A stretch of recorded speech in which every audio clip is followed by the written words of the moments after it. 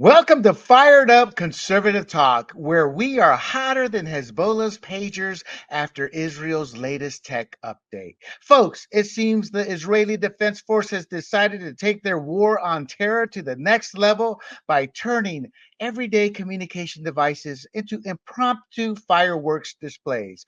Who needs missiles when you can just page your enemies into oblivion, right? In this Tom Clancy-esque thrilling new chapter of Middle Eastern diplomacy, Israel's defense minister is calling for bravery, resolve, and tenacity because apparently blowing up pagers requires the determination of a telemarketer. And let's not forget Hezbollah's promise of special retribution. I guess regular retribution just doesn't cut it anymore in the age of smart bombs and exploding flip phones. With tens of thousands evacuated from border areas, it's clear that this conflict is reaching new heights, or should I say, new frequencies. One thing's for sure. The next time your boss pages you, you might want to think twice before answering. And some words of wisdom. Maybe it's time for Hezbollah to find a new service provider. We're also diving into a world where the Fed thinks lowering rates will magically make houses affordable because nothing says the American dream like a slightly less impossible mortgage. We'll then zoom in on Carlsbad, California, because despite the Fed's rate cuts, Carlsbad's housing market remains a playground for the well-off, with median home values soaring to 1.5 million. Even with slightly lower interest rates, the average Joe would need to win the lottery twice just to afford a down payment in this coastal paradise. We'll also talk on the Homes Act and this absurd plan, AOC's belief in treating housing as a right. That's right, as a right, could obliterate the housing industry, leaving us with a landscape where only public housing exists. Imagine waiting lists longer than the Great Wall of China. We'll also update you on Newsom's veto of free home loans for illegal immigrants. Apparently, even California has limits to its generosity. Who knew? Wait, it's an election year. Maybe Newsom's developed an acute case of voter sensitivity. I guess his political GPS recalculated and found a route away from Free Houses for All Boulevard. Then we'll discuss how Democrat rhetoric is turning into a game of pin the death threat on the conservative because nothing says democracy like intimidating your opponents with assassination attempts. And finally, we'll look at Newsom's latest bill signing, which aims to keep AI from lying about politicians. Because if anyone's going to spread misinformation about candidates, it should be the candidates themselves. Kamala. So buckle up, Patriots. It's time to get fired up.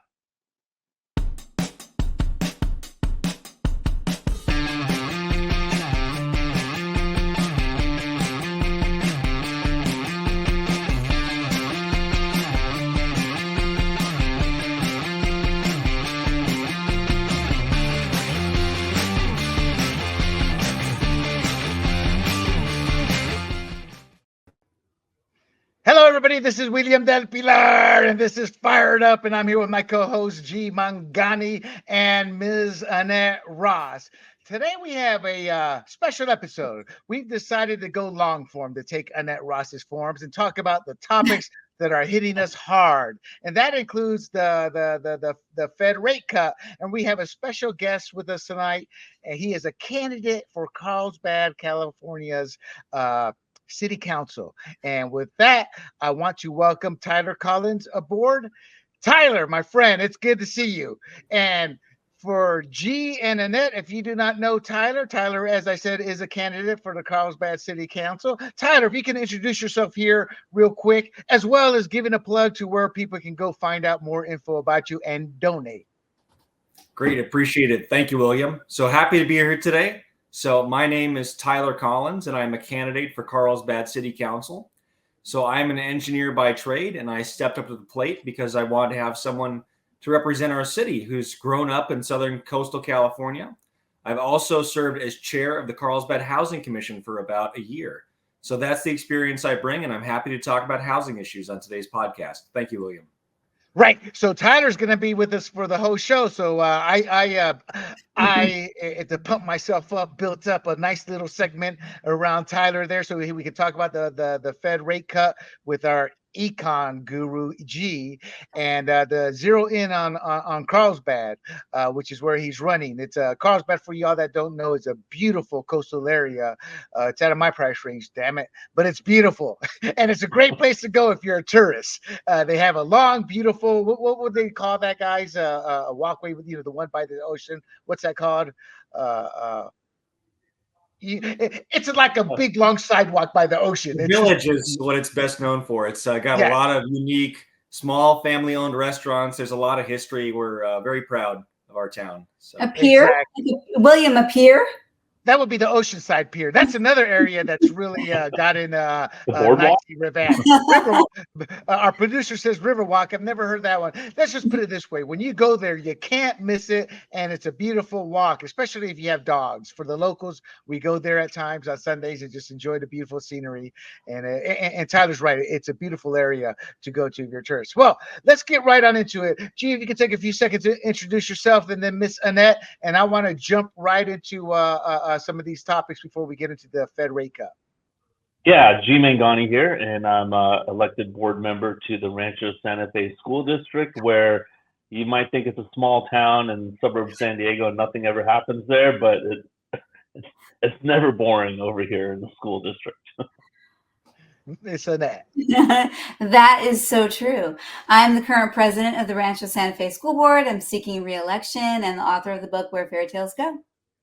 Outstanding. All right. So, guys, before we get into the Fed rate cut, I wanted to give an update on California Assembly Bill 1840. And the reason this is important for the whole nation is people don't realize that our Congress has tried to push many of these legislative actions that California has done here and passed. Now, in Congress, they have not passed any of them so far. Fingers crossed they won't.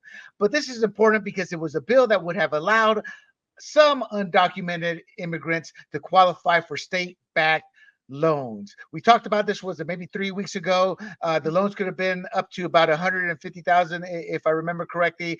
It passed the state legislature in late August. I believe this was whacked because it's an election year. Annette, your take on this bill being vetoed? Wait, why am I first tonight, William? Ladies first. Actually, I think you're being ganged up here with three men, huh? Where's Bill? Yeah, I feel like was this go ahead, re-ask the question for me, William. I didn't think I was going to be called on first. Oh, I'm sorry. Okay, so this was the bill that would have qualified some illegals are qualified to get literally free money to buy a home. So Newsom said it was because of budget constraints, the reason for vetoing it. However, given the current political climate and Newsom's own political national ambitions, to what extent do you think this veto was more strategic because of the elections in his own future versus the actual budget? No, thank you for clarifying the question. I think it was 100% strategic and political and par for the course with him. I think that we didn't like it when we talked about it a few weeks ago, and we thought it didn't make a lot of sense budget-wise, but it sounds really good in a soundbite that we're going to try to help people and all of that goodwill. But I think that they realized quite quickly that it wasn't going to be something that they could actually, fulfill for people, and it didn't make a lot of sense with their current deficit in California. It makes absolutely no sense. It makes absolutely no budgetary sense at all. So I think that it was easy for him to slide into a different position. I totally agree. I think that pretty much sums it up in a nutshell. Anything to add to that, Mr. Mangani? Well, I think if I can veer outside of the topic for a second, I think Newsom wants to run for president. Correct. So this guy was barnstorming across the country for Joe Biden, and Joe Biden resigns, and 15 minutes later, or not resigns, but he jumps out of the race, and 15 minutes later endorses Kamala Harris, which I think she had some goods on him or something, and totally took the rug out from under Governor Newsom, right? So he has not held one campaign rally for Kamala Harris. He doesn't want to, right? Because he wants to run in 2028. If she wins, he doesn't get to do anything till 2032. And then by then, we'll have 8 years of Democratic rule. And he's like, okay, that's going to be a crapshoot at that point, right? So I think his calculus is he needs to gear himself for a 2028 run, and he wants Kamala to lose. I think he would rather have 4 years of Donald Trump, and then he gets a shot in 2028. So he has to think about what he's doing here right now, right? So what we talked about 3 weeks ago, and if I remember my numbers right, 18,000 families signed up for this home loan last year, and that's legal residents, and only 1,800 got it, so 10%, right? So now if you flood the 18,000 with more families trying to apply for it, and they don't actually belong in this country because they came here illegally, then even fewer people will get this money. So absolutely, I think it's a political move. He's thinking 4 years from now. Wait, can I say something that really quick, William? Because they're so ruthless. They're so ruthless, and so no, they are though, and so calculating. Because I saw him on some podcasts. Gee, you make such a good point. Because I saw him on some podcasts after that, and he was is the current term like butthurt? I'm sorry, is that like inappropriate? But he was so like, oh, I love it. He was so upset. I think Gen Z is onto some other lingo. That's like a millennial saying. I have kids. I know it's the girls. Okay, it's a good one. No. That's actually one of my favorite terms that I actually hold off on saying. I wouldn't have said it because we have a lady in our presence, but look at that, it was a lady who said it. I have 19-year-old daughters. It's a popular term when I was in the Navy. What's the matter? You butthurt? You're just whining. So, Tyler, this underscores the contentious nature of the immigration policy in California. We're a sanctuary state, but with all the rampant crime, everything going south right now, it's not good. It's not a good time to be an illegal alien right now compared to a year ago. This reflects the challenges of addressing housing issues in a state that's arguably one of the highest cost of living states in the country. Do you think this was the right move politically for him to make? I don't want to pin you in. So what are your thoughts in general on this bill being vetoed and excluding illegal? Smart move politically, or do you believe it was because of the budget? I do think this was the right move for Newsom to make politically. If we're talking strictly from the sense of a presidential election that he wants to have, in the contingency that Kamala loses. So because he's got to now try to appear moderate, after all these years of certain policies he's pushed, now he's got to kind of take it back and tell all of America, not just California, but Ohio and Pennsylvania and all these other states that aren't exactly like California. Well, hey, I'm an all-American person after all, and I can be this more center candidate. So this is the start really of his shift towards that and posturing. It's a great victory, I think, for America, for him to veto it, when it's all said and done, because this, like I said, there's like, for example, AB 5. People don't realize that died in the committee, but they talked about it. They tried to push that through to make that a national issue, and that's the gig worker.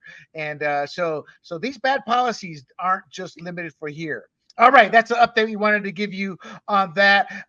Before I hand it over to G, I wanted to talk about here briefly the Fed's half-point Hail Mary, hoping to turn the housing market frowns upside down. God, I hope people get my wit. So right now, Zillow data shows a shortfall of about 4.5 million homes in 2022, up from 4.3 million in 2021. Now, if you're wondering, well, what is he talking about 2022? It takes time to gather this data. But let's just put it this way. We got tons of millions and millions of homes in terms of a shortage. The U.S. housing market is experiencing a crisis of affordability, affecting both renters and potential home buyers across the country. And most people don't think of renters, but they are affected as well. There's tens of millions of households in the U.S. are spending more than 30% of their income on housing, which is considered unaffordable. Now, to put it in perspective, 30% of your paycheck, that's like the high end of what most people will pay on a monthly basis for their homes. So technically that's still the normal threshold, but odds are that most are spending about 33%, which is above that high end threshold, and in some extreme cases 40 to 50%. People just can't afford to buy homes. In fact, there's a lot of times where the homes are in escrow being waiting to be bought, and then all of a sudden it's not just the payment, the monthly payment, then the insurance that goes with it. It just becomes terrible.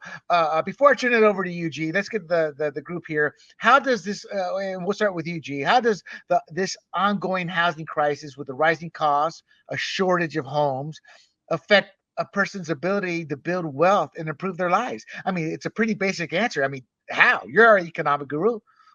Yeah, COVID really did a number on our health, but also on our economy, right? So if you think of housing, during that time, I believe nationwide they built 25 million units across the country.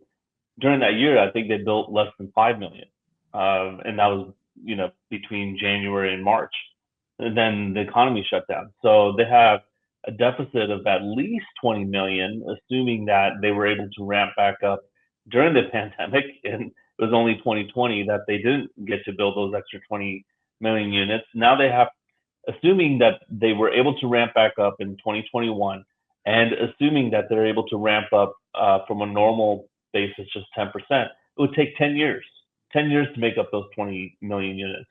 So we're really down a lot with housing, and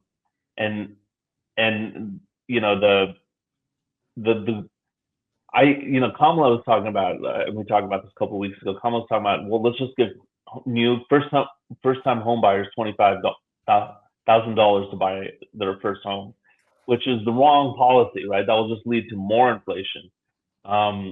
What the policy should be is, let's just try to remove all the regulations so all these home builders responsibly, not just building homes on top of each other, but responsibly, with proper planning, build as many homes as we can as possible, and that's what will solve this crisis. Oh yeah. We are in a tough situation as a nation, and in California it's even worse. I mean, home prices have surged about 30% since 2020. The typical home price has increased from 332,000 to 430,000. Now, I know where I live in Valley Center, it's a rural area. Our homes are above $700,000 a pop, and it just, where does it end? I mean, what are your thoughts on this, Annette? Well, I don't want to be just, first of all, it's untenable. And I think also people are also taking advantage, especially of the renters, because some of these places were bought a long time ago, and they said they just increased the rents beyond any sort of real affordability or fairness or reasonability for people. But when I say it's anecdotal, like, because I have kids that are a little bit older, and because I know so many people my age who have children that are now getting into New York, getting into Chicago, getting into San Diego, and none of them are living on their own. They all have jobs, William, and they can't make their rent. The parents are supporting all of that. I can't think of one kid I know out of college with a job, so they're employed, trying to make it, get an apartment. We're starting small there, and I'm not talking about homes right now, but just talking about trying to live, that they can make it without their parental support. It wasn't that way before. I didn't need my parents' support for my apartment. I could do it. I could make it with the job that I had. I didn't have to work 3 jobs. I had to work 1 job, and I had 1 apartment, and it was okay, and I could make it work. I don't think that is an untenable situation for these kids that are getting jobs, leaving college, and going out there and trying to find housing. So I guess I'm not really talking about like the families. I don't know how they do it at all. But now I don't know how, like, that seems almost like an impossible thing to me. But it seems like for the kids that are coming out of college and they're trying to get their lives started, they're not doing it anymore without their parents' support.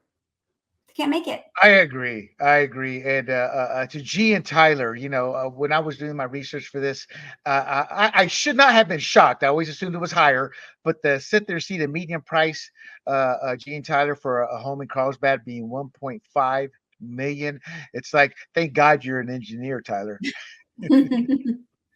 Count my lucky stars. That's right. And I'm married. I couldn't imagine if it was just me trying to do this, as it is with my wife and I, who both have good jobs. We were barely able to get on the base rung of the housing ladder in Carlsbad. We applied for one of the cheapest townhouses in one of the least expensive parts of the city. And even then, that was close to $1 million. So that's where we're at. It's an unfortunate situation. And I totally agree with those feelings that Annette is having. And I have a lot of stories of friends and family. It's the same deal. It's very upsetting. Yeah. So Tyler, in terms of Carlsbad, do you have a sense on what the rental market looks like in terms of a townhouse? What would that rent for? Or a single family home around 2,500 square feet to 3,000 square feet? What would something like that rent for right now? Do you have an idea? So, in terms of rentals, the closest I'd have is when I was actually renting. So that would have been last October that when we actually moved out and bought our house. And I believe at that time we were in kind of South Carlsbad, inland from the coast a little bit. So probably a moderate range unit. And that would have been, I think, it was a 2 bed, 2 bath, I think around like 3,200 a month. So that, and it's probably gone up, a couple percent since then. So, but that's probably a good estimate where you're at with 2 bed, 2 bath. So, And I believe a townhouse, $1 million mortgage, or let's say 800,000, that would be about 5,000 a month, I would imagine. So we're talking that it's much cheaper to rent than it is to actually own. And if we can get the producer to show my screen, there we go. So I love Pingington. I'm going to make this a little bigger here. I've been going to this website since 2004 when I first started looking for a house. And if you look at this time, I came here and I saw this chart right here, and I don't think you can see my mouse. So there we go. All right. So this is right when I came to the website, and I'm like, holy moly, the house prices in comparison to rent is just way too high, right? And what do we see? This big crash after that, which we all know during the great financial crisis happened in 2009. But now we're back to those levels again. And what's your take in Carlsbad in terms of how sustainable this is, and how do you get out of this? Right? You said you were on the housing commission. And this is San Diego wide, right? But how do you alleviate the pressure in just your area that you have some little bit of influence over? great. That's a great question. And I've learned a lot being chair of the Housing Commission. And when we look at these numbers, it's pretty staggering, the scale of this problem. And it really has to be a county-wide and a statewide response, because as a city alone, Carlsbad is not going to solve the housing crisis. I think we have to build housing for, especially children of the people who grew up here. They have multiple generations of families, and it's tragic when I hear, my neighbors, their kids, they've moved to Texas or they moved to Florida because they can't afford to live here. It's very sad. But I think we also need to be mindful about preserving our neighborhoods and the quality of life for existing residents. So I think we should pursue a policy of smart growth. California has given us certain mandates that we have to follow in terms of housing production. And as a city council member, my initiative would be to stick to the letter of that law as we are required to, but try to build them to the best of our ability, not impacting existing residents. So put them in transit corridors, put them where we have existing transit connections and services, that it doesn't impact our existing single family neighborhoods. Right. And then California passed, I believe it was a couple of years ago, SB9. And SB9 basically says that you can build additional units on a particular lot, right? So you can subdivide and build additional housing for, let's say, granny flat or whatnot. I believe that's more for the more rural areas, because the lot sizes are bigger or whatnot. Carlsbad, what's your average lot size? Maybe a quarter acre. So does that apply to Carlsbad? Is there any discussion on the Housing Commission in terms of how can we entice homeowners to build ADUs, or is your density too high to even have a real discussion around that? So that's another great question. So we do have quite high density here. If you compare that out to like a Valley Center or somewhere else like this, or you look at the average density of Carlsbad today versus 30 years ago when there was, way less than there is now. Now, I do believe that SB 9 still does apply. I think that application of SB 9 is independent of lot size. Now, you do have to comply with certain setbacks and things like that, but the ability to build an ADU is not dependent solely on the lot size itself. And yes, I would think Carlsbad definitely has smaller lots on average than a Valley Center or things that are zoned like residential, agricultural, that sort of deal. And so in terms of what is the city doing about this, we've also, like I said, the state has given us certain mandates. One of those things is to provide pre-approved templates for ADUs. So we have, per the state guidelines, we need to give a selection of designs that are pre-approved, that'll be streamlined for approval, permits, and all of that, so that people can have a selection of things to choose from to build. It'll make actually building those ADUs cheaper and more affordable for people. Yeah, and I have a friend who, and I believe this was the actual floor plan by the developer, but they live in Carmel Valley, and that's about a cookie cutter. And this was in the days of not where you could touch your neighbor's house outside the window.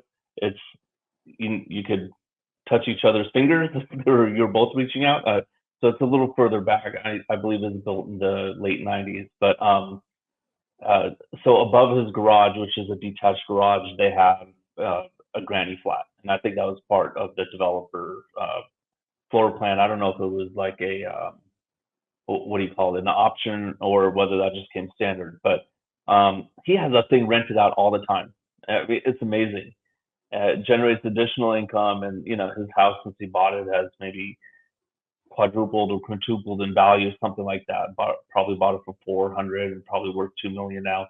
So I think ADUs are part of the solution to the problem, but I definitely think we should have the county approve building permits far east. I mean, when I drive out to Arizona or I drive up to Las Vegas, all I see is empty land everywhere, right? And some of it's hilly, but then once you get past the hill, there's flat land that could be developed on. And with the amount of work from home labor workforce out there, I think it's a little more plausible.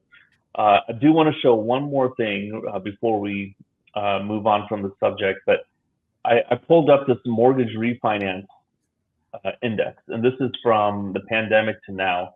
And when you see that a lot of people refinanced during the lowest rates, right? Mm-hmm. And the Fed funds rate was near zero, and mortgage rates, I refinanced probably around here, November, December 2020, and my 30-year fix is 2.75%. I'm never giving that mortgage up. I mean, you're gonna have to, and I'm not selling my house ever. I think I'm going to die in my house and let my children inherit it so they can get the stuff up in basis. But I think there's a lot of people have the golden handcuffs of their homes, right? They got the low mortgage rate, and they've got the capital gains that they'll have to pay taxes on, which is not. That made a really weird situation on the housing market, because when this happened, there were a lot of young people who were betting that rates go up and prices drop. But that isn't what happened.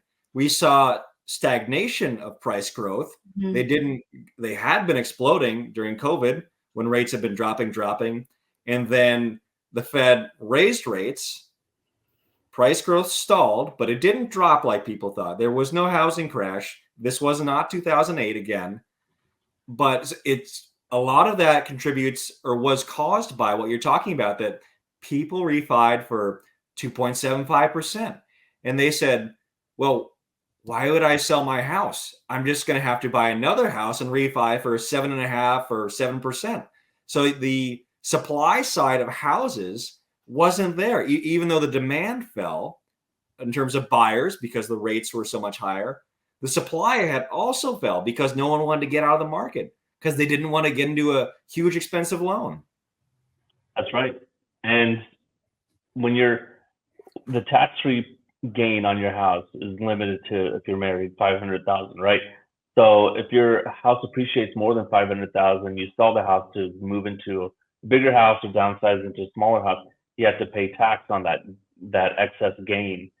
The policy needs to change. That gain should be tax-free, either at a higher limit or just remove the taxes at, once if you roll it into a house, like a 1031 exchange. So, and I apologize, you couldn't see the chart, but here you can see once the Federal Reserve started raising the rates right around here, March, April. I mean, the refinance boom just ended, so it's just been dead ever since. But William, back to you. Wait, William, I gotta say something. As from the Go woman's ahead. perspective, it's just so quick. I have to say it, Tyler. You made me think of something when you were talking. I know you guys don't care about this. We're talking about the financial piece of it. I know you guys don't care about this, but also, as a woman and as a mother and someone who cares about the home that my children are raised in, we're talking a little bit also about the uglification of California. These people do not, thank you, Tyler, for shaking your head. It's true. They don't care about what they're building. A lot of it's crap. It's cheap and it looks terrible. I'm sorry, and nobody would want to live in it. And they're asking us to pay high prices and accept that standard of low quality material. I'm sorry, but it's true. William, it's true. Sorry. No. You are absolutely right. As somebody who did serve, I proudly say that, is projects that were approved 20 years ago. California is so slow that when I served from 2016 to 2020, projects from the late 90s, early 2000s that were approved because of CEQA, lawsuits, everything activists would do to stop it, they finally would come in front of us. And what people didn't understand is we had no power. They were already approved. The houses were coming. We would fight in terms of how these houses would look, the design. Those are simple things that people don't think about. And when you think of politics, you think of Trump, Biden, Kamala. You don't think of those little things, but at a local level, that's what we fight for. So the community has a certain look. Now, there's both good and bad about it. Some people want a certain look and they don't want to veer from it and they don't want to compromise because everything's a compromise. But no, Annette, you are absolutely correct. If the builders had their way, it'd be the cheapest templated cookie cutter homes. Now, that said, in Tyler's case, Carlsbad is a beautiful area. All coastal areas up and down the east and west coast tend to be a little bit more unique. And in fact, what most people don't realize, and Tyler could probably attest to this too, is they don't really build new homes in these coastal areas. Instead, what happens is these homes from the 50s, these one stories, little cute homely homes, as when a new buyer comes in, they literally destroy them. They rip them from the foundation and they kind of build them up to where it's kind of like a skyscraper. The home is bigger, but it's because it's growing up, not out, because that's how tight land is there. Any final words from your end, Tyler, in regards to the housing community in Carlsbad before we move on to the national level of this? Yeah, I just wanted to echo what Annette said, that the aesthetics of the places that we're building that are the fabric of our community that we're interacting with on a daily basis, it's really important, people, because this is where they live. And if someone builds up some ugly mid-rise, that's destroying the visual fabric of the community. And that's completely clashing with the identity of a place. And so to the power possible within the city council and planning commission, I think we should strive for that new construction should be congruent with the architecture and it should be congruent with the aesthetics of the city. So I think that was a great point. Exactly, I agree. William complains when I'm on the show because I'm too agreeable. So I'll have to think of some points. Tyler, I just want a solid door, not a plastic door. I just think that even though I grew up on the south side of Chicago, at least the doors were solid wood. Well, heck, at least you had a door in the south side of Chicago. True. Okay, the Homes Act. This is a national act that has been introduced. The Homes Act, because who needs a housing market when you can just decommodify your way to homelessness? So the Homes Act was introduced on September 18th, 2024 by Representative Alexandria Ocasio-Cortez and Senator Smith. And it proposes a significant shift in addressing the U.S. housing crisis. This is, I'm trying to figure out a way to put it in layman terms. This is a home is a right, and we are going to control the market type bill. And what I find extremely shameful, and I say this in all seriousness, is AOC is an econ major. And this bill is a disgrace to every economist out there. So what this legislation does, it recognizes that market-based solutions alone are not sufficient. In other words, the free market is not good enough, and that government intervention is necessary. And what she fails to realize here is it's all the government regulation, all the government intervention already that has helped create this. So before I get into the key components, Annette, your thoughts in AOC's bill here, which is in essence saying government needs to step in to solve this problem of housing. Your initial thoughts. My initial thoughts is I can only imagine how we'll actually be living. No, it's as a mother who raised 5 daughters, and I sort of already said it with Tyler, is that when the government gets involved in things, I think the standards go down, and I think the living they will not they will accept less and less for us, and ask us to accept less for ourselves, and that I find actually depressing because your home.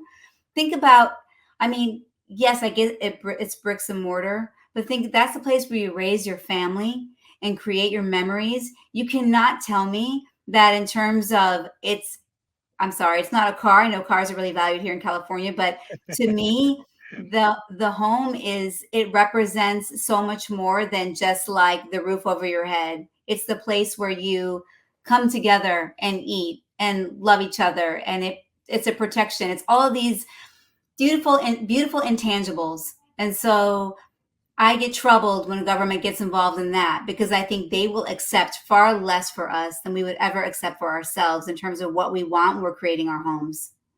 It's I know funny it's you more say that. philosophical, but Well, it's funny you say that because you said it as in government wants us to accept less for ourselves. Except the people implementing these laws and regulations have some of the most beautiful, biggest, most prestigious homes around. You yeah. know, so, exactly. So for Tyler and G, before I get your comments, let me talk about the key components of the Home Act. It establishes another federal housing development authority under the Department of Housing and Urban Development. It's set up for the creation and preservation of over 1 million affordable housing units. So it's not even for the middle class. This is directly geared towards supposedly helping the poor. And I say supposedly because we have the affordability acts, regulations, whatever you want to call them, various, and the poor still can't afford the homes, you know. And this is a killer in terms of how economists probably look at her and they want to put a gun to their heads. Rent caps at 25% of a household's adjusted annual gross income. In other words, based on how much you earn, is going to determine how much you pay in rent. And correct me, Tyler and G, if I misread that. Provisions for both renters and potential home buyers. I read that as there's rules that are going to be in place for us. And it repeals the Faircloth Amendment to allow federal funding for new public housing. All that means is bigger national debt because money's going to be sunk into that. And it authorizes $30 billion in annual federal spending, funding through congressional spending and treasury-backed loans. So we're on the hook for anybody who defaults on a house. Tyler, these are the key components. What are your initial thoughts when you hear those key components? And then G, your initial thoughts. I think, G, my initial thoughts are this really was not written by an economist, or I don't know what classes she was going to. I guess she skipped micro or something. Micro Oh my God. No, that's a great answer. That's great. G, what's your initial thoughts on this? Well, my thought is, if you need stay with me on this. If you need to go to the bathroom and you're in a park, the last place I want to go is that public restroom, right? And we all, I think, all been there, right? We would rather hop in our car and drive over to a Starbucks, which is somewhat better, but it's still a private restroom, right? It's taken care of. And I think that's what happens to public housing, these projects. I like that analogy. It's I not, the do Starbucks too. restroom isn't perfect, but it's somewhat better. Yeah, exactly. Gotcha. No, that's a great comment, G. Let's get to our comment here by John T. Georgopoulos. Man, those Greeks and those long names, huh? You know, this is a true libertarian take. Let the market decide. Eliminate government-backed mortgages and eliminate most zoning restrictions. Beauty is in the eye of the beholder. Shouldn't ever try to legislate that. Now, John is partially right in my sense, because there are programs that are meant to help. Like, for example, if you're a veteran like I was, you served your country, you get the government as a reward kind of funds your down payment, and that's for any eligible veteran. So there are some programs there, but for the most part, I would agree with Big John and letting the market decide, because you still, as a veteran, you still have to qualify for that home. All they do is kind of they kind of make the down payment, but you still have to qualify based off the same criteria as anybody else. In AOC's issue, it's a little bit different. Her act, and this is what, and I apologize to Tyler and G. I kind of bombarded you guys with 7 points here, and it was tough to remember. But the heart of this act is it wants to confront landlords' power to raise rents, meaning rent control. It wants to rethink public governance of housing markets beyond deregulation. Translation, they want government in the housing market. And they want government to be involved through price regulation. A couple of other points. But in essence, they want to confront landlords' power to raise rents. They want government in the housing market. And they want government to be able to be involved in price regulation. Annette, is this the greatest idea in the world or what? As always, they think they know better. That's my problem with it. They think they know better, and they're just people like me and you. Once again, taking away my autonomy to make decisions for myself. I just think when the government steps in, we lose our autonomy each and every time, even if they think it's in the greater good. And actually, who said it? Oh, I can't think of his name right now. Who said that the worst oppression is from people who claim to trying to do the best for you? Oh God, yes, that's so true. All I don't right, know I who know I said it, said it not perfectly. but it's tried and true. So G, in essence, there are historical examples of where this has failed. The rent control led to housing shortages or subprime mortgage policies that contributed to the 2008 financial crisis. So when you hear this, you look back at, hey, history has kind of shown this doesn't work. What are your thoughts? And then we'll go to Tyler. But real quick on the next point, God save us from do-gooders. Milton Friedman, a great economist. There you go. G, yeah. Was it Ronald Reagan or someone earlier than him who said there's nothing more scary than a government official coming to your house and saying, "I'm here to help"? Right? Yeah, run. Yeah. Yeah. I mean, I believe Santa Monica. We rented an apartment there for a year for my wife's employer rented an apartment for her, and they were rent controlled for a while, and then they realized it didn't work, and then I think they're back to rent controlling part of it. I mean, insanity is doing the same thing over and over again, right? And my wife also told me of a family member who started renting, I want to say uptown Manhattan, up north of Central Park. I think the rent was $300 a month, and that person died, and then they just snuck someone else in there in the family, and now they're renting for $300 a month. And uptown Manhattan, I mean, the market rent there's got to be $5,000 a month, but they're paying $300. So when you call the landlord and they're sitting there going, well, to fix your toilet is going to cost me your whole month's rent, maybe 2 months. So no, it's a terrible idea. AOC doesn't know what she's talking about. This just proves it. And am I wrong in saying her TikToks are enjoying, but that's about it? So Tyler, as somebody, that's a good one.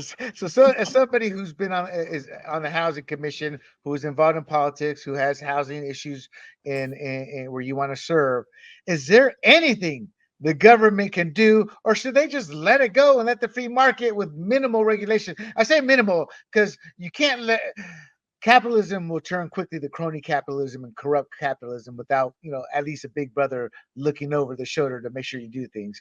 But that doesn't mean we want big brother to actually get involved. Is there anything the government can do to help this situation out, or should they just stay away from it? Well, if we want to localize this issue a little bit in the context of North County, let's take a look at Carlsbad. So you talk about building new housing. The vast majority of Carlsbad is already built out. Now, if you drive by the freeway, you'll see there's a lot of open space, right? That's set aside already. Natural reserve. It's, there's a lot of riparian areas that, per the state guidelines, you can't touch any of that. And so if you look at a zoning map like I have, I've studied from north to south, east to west, the zoning of the entire city. There's almost nowhere for you to build. So you really have to either go up and ruin the character of the city, or you need to go out. You need to go out to East County. You need to go out to other parts of North County. And so I think we need to learn from other states who have done this and created new housing for the middle class. You look at, why is California exporting all of its residents to Texas and Florida? Because they're building the housing out there that people want. Some people want to live in apartments, but most people want that American dream. They want to have a nice house with a garage and a yard. And why is our government, state, county, why are they putting the chains on the developers that they say, well, this county land out here, we really can't touch that at all because the squirrel, we don't want to disturb its habitat. Well, I sympathize. I love nature, and I think this is one of the most beautiful places in the world. But you're pitting that against the needs of the entire middle class of the state of California. And yes, we want to preserve our nature. We want to have clean air and clean water. But we can't do that at the cost of the future of an entire generation. I think that is just unethical. Right. No, I agree. I agree. And to the audience, so I'm sure some of you may not have found this the most exciting segment, but I think it's an important segment that we don't talk about enough. And I think part of the reason I also wanted to talk about it is we're in an era that it shocks me, but they're teaching our kids, you don't need a house. You don't want a house. You don't want that. It's all bad. And trust me, you grow up in a home, you don't ever want to live in an apartment and raise kids in an apartment. It's so the fact that we have programs that are going to literally destroy the ability to buy a home. And I say that because history has shown acts like what AOC wants to implement. She wants to feel good about herself by saying she's helping the poor, when in reality, government, as Ronald Reagan said, if the government is here to help, you run. So thank you everybody for that segment. I want to move on right now to, let's see, Supreme Court justices. Here's hoping Garland finally takes security seriously, because clearly he thinks safety is just a suggestion. So there was a recent threat to 6 members of the Supreme Court.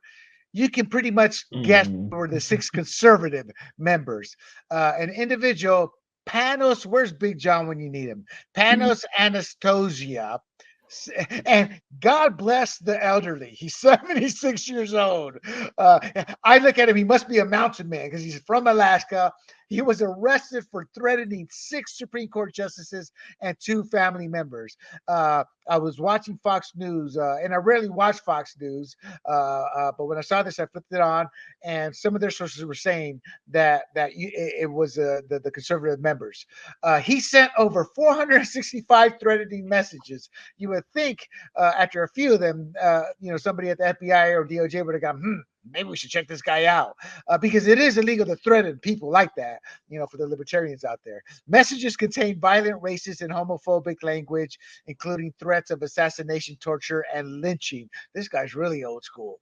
Democrat old school KKK there with the lynching. He faces 22 counts, including 9 for threatening a federal judge and 13 for making interstate threats. I guess that's one where you threaten them in your Alaska, that's crossing state lines. He faces a maximum potential sentence of 155 years if convicted. At 76, I'm not sure he'll make 10 of those 155 if he gets convicted. So here's what I found. I don't know if irony is the best word here, but Attorney General Merrick Garland emphasized the importance of judges making decisions without fear. You think he would have followed his own advice to protect the justices after the Dobbs decision was leaked? And for those who may not remember, the Dobbs decision dealt with Roe versus Wade being overturned, and he left the conservative justices unprotected during that whole span. And Kavanaugh actually had a death threat, and they arrested somebody. So you think he would have actually done something? So to me, this is just Merrick Garland just talking trash out of where. So because he refused to protect those judges. So my question to the group, and let's start with Tyler. The recent arrest for threats against Scottish judges highlights ongoing security concerns that you can trace back to Trump's assassination attempts to the justices from the Dobbs decision.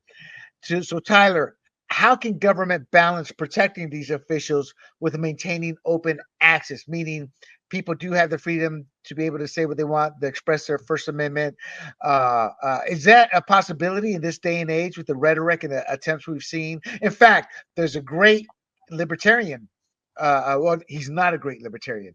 There was a great case of standing up for your liberty rights from a libertarian, and where the feds came to his house, had the video on them, and in essence told him to bleep off. He asked for ID. They refused to show ID. It got to the point where we were wondering, are those actual feds? But they ended up leaving. And the catch-22 is, without a lawyer present, they're going to use everything you could say in a conversation, and they're going to distort it. So this guy was brilliant in how he was able to fend them off. But that said, is there a way that the government can, that we can have government balance in protecting public officials while maintaining open access for our own freedoms? Well, I'd like to separate these two topics. You brought up one, keeping judges safe after they've received material threats of violence, and then you brought up the incident. I believe the name of the individual was Jeremy Kauffman, who is the New Hampshire libertarian who was ostensibly or apparently being questioned by FBI agents who went to his home. I don't know if that's true or not, but that's what the video shows. So about the first topic. So we do have precedent in this country about what constitutes free speech and what constitutes a material, imminent bodily threat to an individual, whether they are just a citizen or someone who is a politician. And if an individual is making a real material bodily threat to someone, that does not constitute free speech. That is a direct threat of violence, and they should be followed up with by law enforcement. And so that is where we draw the line, and we need to have that protection in place for individuals in the community as well as those in political office. Now, about the second topic with Jeremy Kauffman, and that's the viral video, right? Where he basically tells the FBI agents or whoever it is to bleep off. So I don't know the context of the tweets that Jeremy was making, but in the case where he was not stepping over that line, where he was not making immediate bodily threats of harm to a particular individual, then no, I don't think there's any room there to say why is the FBI apparently questioning him. I think that is then violating his free speech rights. So I'd separate the two. I think there's a clear distinction. Again, you cross that threshold, you cross that Rubicon of making concrete, clear bodily threats, it's a different story. So that's my answer, and I'm sticking to it. Okay, so before we get to Annette and G, Tyler's absolutely correct. I forgot Tyler has libertarian leaning, so that was right up your wheelhouse. I'm glad I went to you first. So I want to show he's right. Let's separate this out to the threats against judges and then our own freedoms, because this is a very important. This is where the libertarian in me comes out. Our freedom and our ability to say something. Because I've told you guys many times in previous podcasts. I don't know if Tyler's ever heard. I was in Panama once, and I wasn't jacked up, but metaphorically, I was jacked up by friends and family telling me to shut up because nothing was going to happen to me, the American citizen, and bad mouthing Noriega, but they were afraid of their own lives and being taken away at night. So this is the video that we are referencing. Let me pop it up here.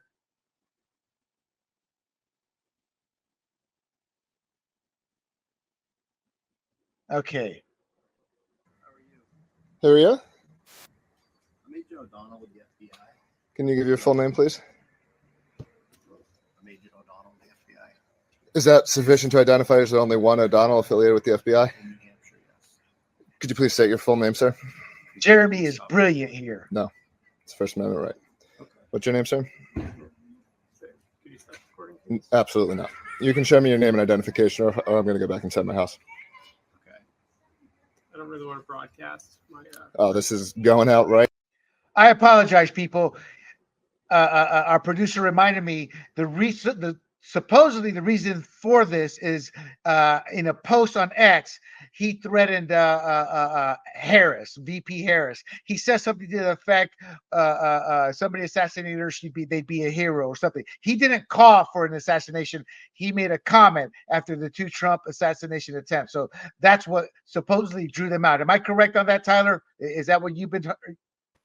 I am unaware of the context of the tweet. Okay, well, that was a tweet, because the reason I say that, there were 2 tweets. Nobody knows specifically which one, but in essence, it was one of those types of tweets. So I may not agree with the tweet per se, but it's his right, because he did not call for anybody to do that.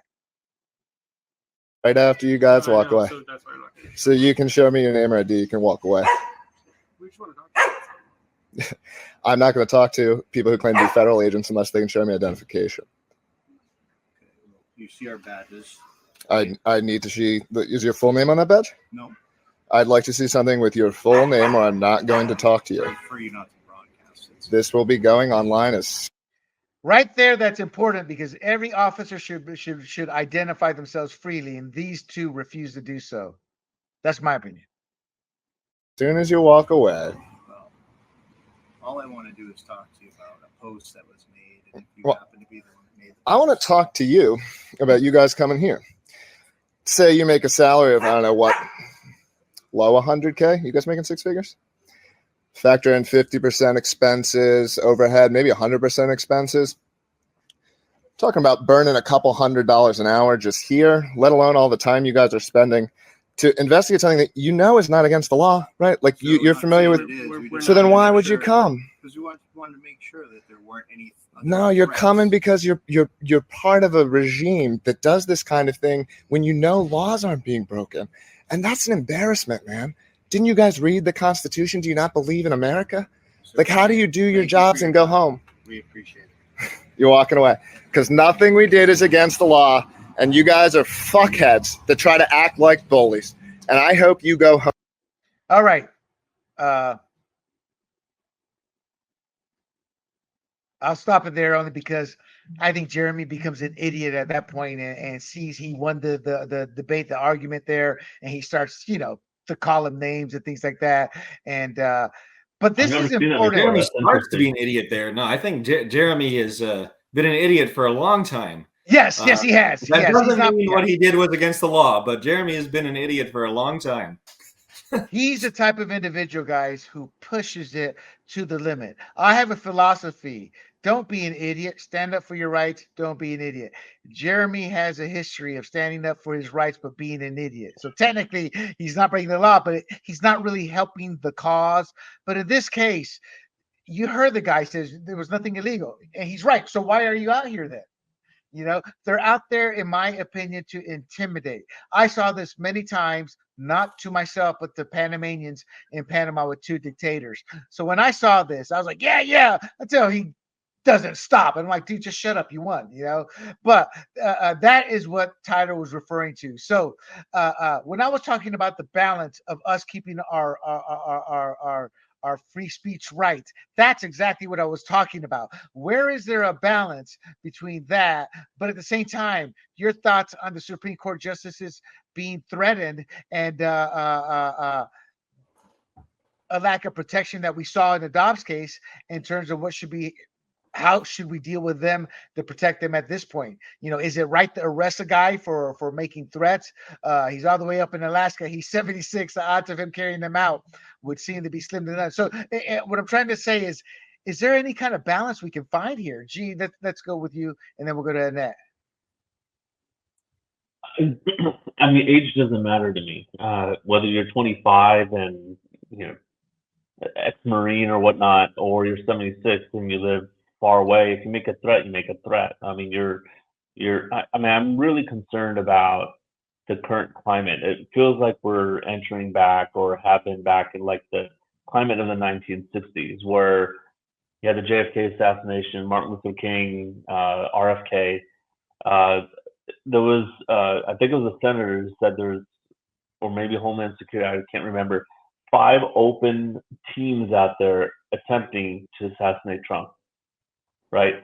I don't know what that means. I didn't read the whole context of that, but apparently Ruth was the one we talked about, was part of that. I don't understand how a guy who had no money, lives in Hawaii, flew out here, somehow obtained an AK-47 with the serial number scratched off. So I mean, you know, the long word salad version of, I'm really afraid that we're headed down a road where justices can be hurt or killed because of abortion, which, by the way, Ruth Bader Ginsburg also said it should be returned to the states. I mean, she expressed that opinion in one way or another. Hold on, G. What should Yeah. be returned to the states? What was she talking about that should be I'm returned sorry, to the about abortion. The idea of abortion, right? So that's why these justices are being threatened, is because, you know, this whole return the decision back to the states, it was some kind of like sacred biblical text to the left, that Roe versus Wade is codified and cannot be changed ever, and now we've broken some kind of sanctity rule. But no, it's just being returned back to the states. And California, as we all know, will always be a pro-choice state. So, you know, some people are unhinged out there, and if they can't get their way, I worry about these 6 justices. I mean, they go home, and what do they have? One guy sitting out front, right, and making sure that they're safe, right? Secret Service or whatnot. I don't know the state of the Secret Service protection, but I just hope it's enough. No, I understand. Annette, a few words on this, and then I want to go into what G opened up in terms of just the rhetoric. But what are your thoughts on protecting the justices, and then our own free speech, where you get feds rolling up and knocking on your doors? And this sounds silly, but the conversations we have, we may one day say something, and boom, there's a knock on our door because we're doing these podcasts. You never know. So your thoughts on those 2 issues? No, I'll try to keep it really brief. I'll just first say about that guy, I hadn't seen that video before, and where the saying, like, you get more bees with honey. I mean, the point he was making was a good point, but then he loses it. He loses the win. No, by the way he's acting, because he was making a good point. And my question would be, if that same threat that he made, or what he said, which really wasn't, was about Trump, would they show up at their door? I feel like they wouldn't. Do you know what I mean? I feel like it's not equal. Exactly. It's not equal in terms of, but I think Tyler made the great point about these distinctions: threat to bodily harm versus saying, like, some of the terrible things we can all say that are protected under freedom of speech. But like these threats that you make, there is that line that they sometimes cross over. But with the justices, I would just say, again, I mean, I would not.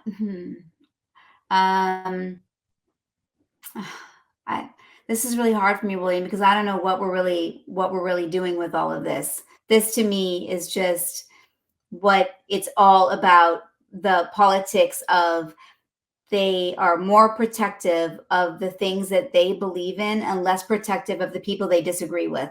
That's what bothers Correct. me about it. That just Correct. seems so grossly obvious to me. Correct. That's absolutely correct. And it's what you're trying to say is that Democrats are butthurt, but they fight back.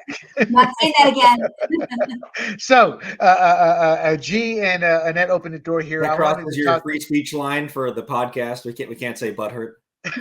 There you go. I don't know why the Simpsons and oh my God, Bart Simpson came to mind with that term. So I wanted to lead this up to the rhetoric. You know, I'm sick and tired of the rhetoric needs to calm down on both sides. I'm like, both sides? What are you talking about, both sides? 2017, the congressional baseball shooting because of a Bernie Sanders supporter. Then we had the 2 assassination attempts to Trump. And that was, to me, because over the years, the Democratic mainstream media rhetoric, the Charlottesville very fine people comment that has been debunked. It should have been debunked from day one, but the Democrats and the mainstream media pushed that. The claims of Trump being a threat to democracy. When you tell somebody being a threat to democracy, they think, oh my God, he's going to end the way we live, the way our lives are. And that's a central campaign tactic by both Democrats and the media. And this is what people, if you haven't figured this out, America, then pull your head out of the sand, because there are people who can't process words from reality, meaning these. And I see, to your point, Annette, I'll take it one step further. I think deep down the Democrats and the mainstream media are okay if an unhinged person takes out a Supreme Court justice, because then all of a sudden Biden can appoint a Democrat. Or if they take Trump out, then who's going to be facing Kamala in November? I think deep down there are certain components of those sides that actually want this to happen, because there's no way you can sit there and keep talking about the very fine people comment and believe that that's what he actually meant.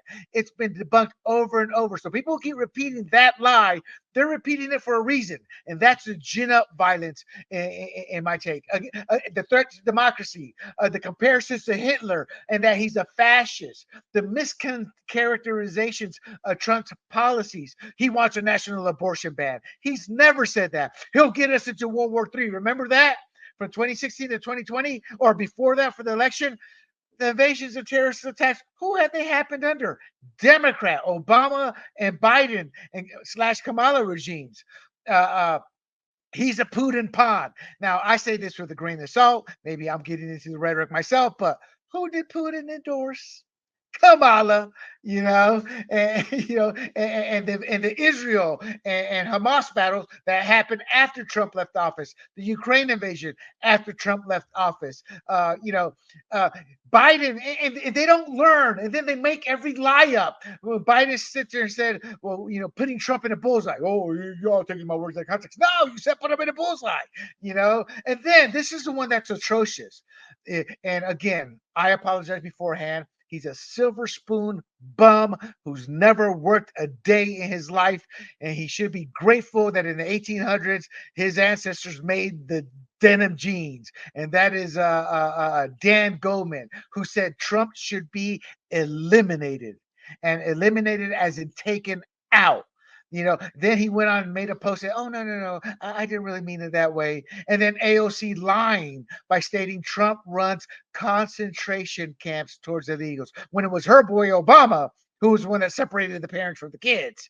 And even then, that was not a bad move by Obama, because they weren't doing DNA testing. Those could have been traffickers with those kids. We didn't know. So all this hate, all this rhetoric, G and Annette kind of alluded to that.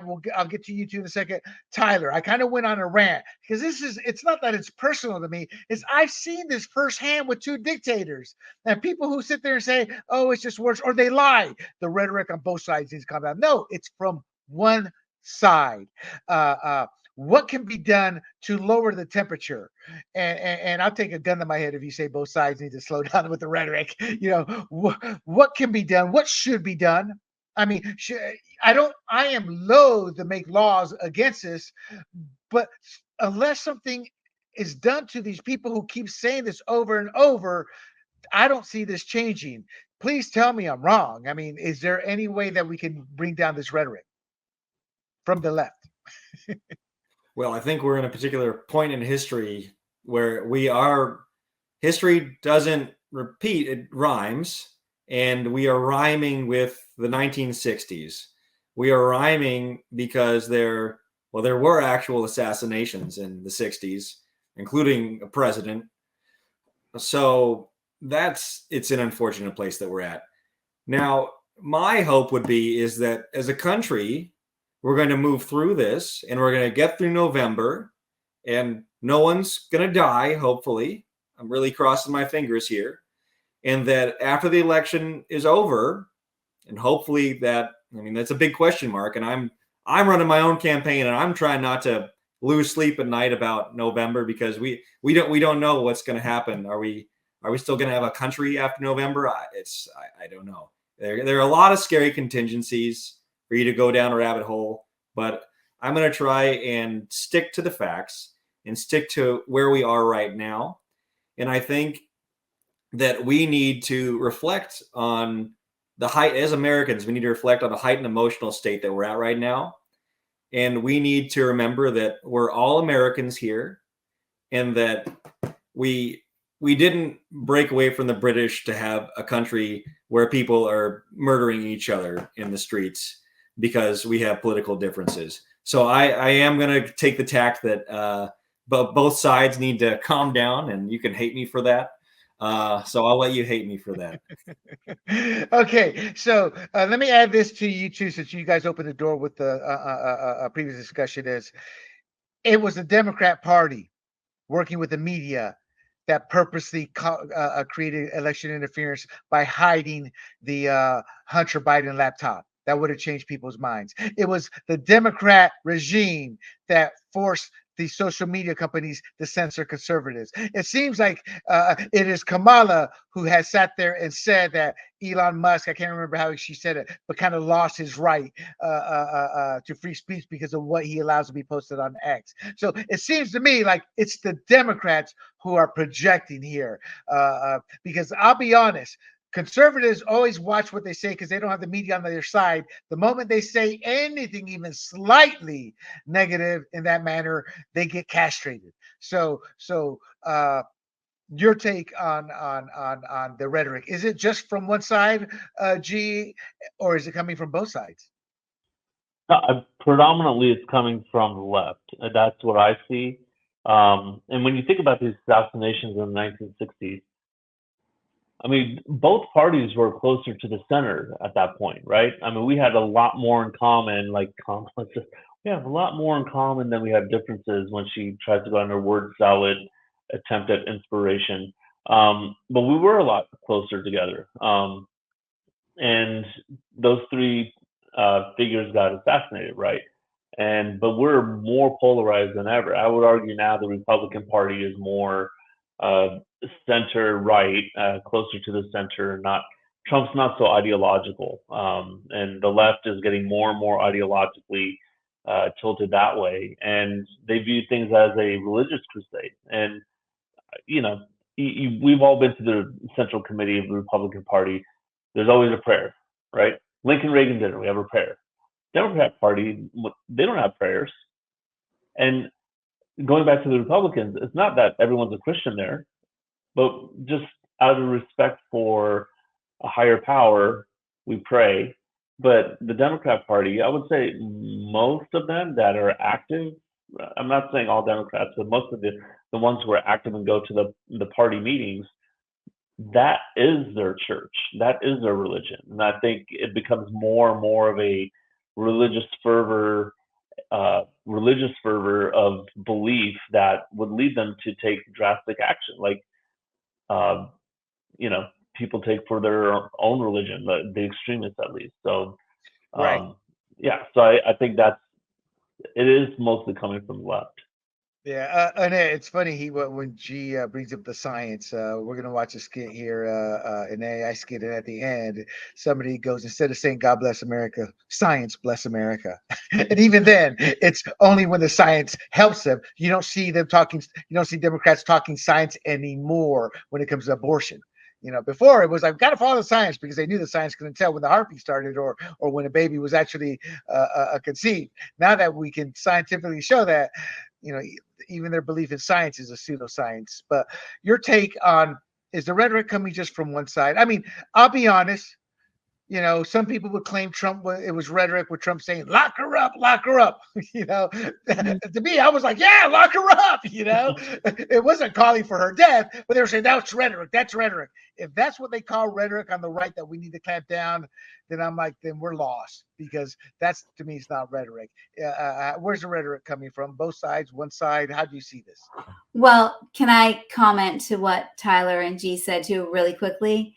Because I thought they both made such great points. They did. Tyler, you're great. You make such really coherent points. We're just too agreeable for you, William. You're gonna have to bring on someone who's just gonna poke us. But G, what you said about religion and beginning with a prayer, it's in the Bible, and no one has to believe in the Bible. I'm not saying that, but I'm saying in Paul's epistles, he makes a really good point about when we stop believing in a higher power, something greater than ourselves, let's just put it that way, and you start only worshiping yourself, eventually you're worshiping the dirt. Sadly, I think, and he says it in a lot better way, and I have to find the passage that I'm not remembering exactly, but I think that is sort of where we're at. Now, I would love to say my automatic response, William, was, model the behavior that you'd like to see. Because I've always believed that could sort of work, because then it's like you're raising the bar. You're not going to stoop to that. You're going to be respectful. You're going to really listen. And I try to do that in my own politics. But what I see happening sometimes is when you take that tactic, then you give an inch, you give another inch, you give another inch. And they do take that. And all of a sudden you're like, wait a minute, I just gave up. I gave up everything. It's like sometimes I feel like that approach in this environment is not really working. So I guess I would put it out there to our listeners, and I hope we have a lot of them. And back to G and Tyler and you, William, like, what do we do about that? Because I don't think that coming back, venom with venom, fighting fire with fire, where are we going with that? I mean, I do not see that healing our divided nation. We've got to transcend this somehow. I don't know who it's going to be. I don't know how we're going to do it, but I just think it's such a we're hitting upon a real problem. And I'm not sure that I have the great answer for it, but I put it out there to all of you guys who are smarter than me. It's as somebody who does great monologues, I use my intellect here. No, I think it comes down to schools. We have to take the schools back. We have to put teaching back in the schools. We have to teach kids to critically think. You get these morons out there because they don't critically think. They don't sit there and pause and stop and understand what's being said versus the actual actions. It's like, who's projecting?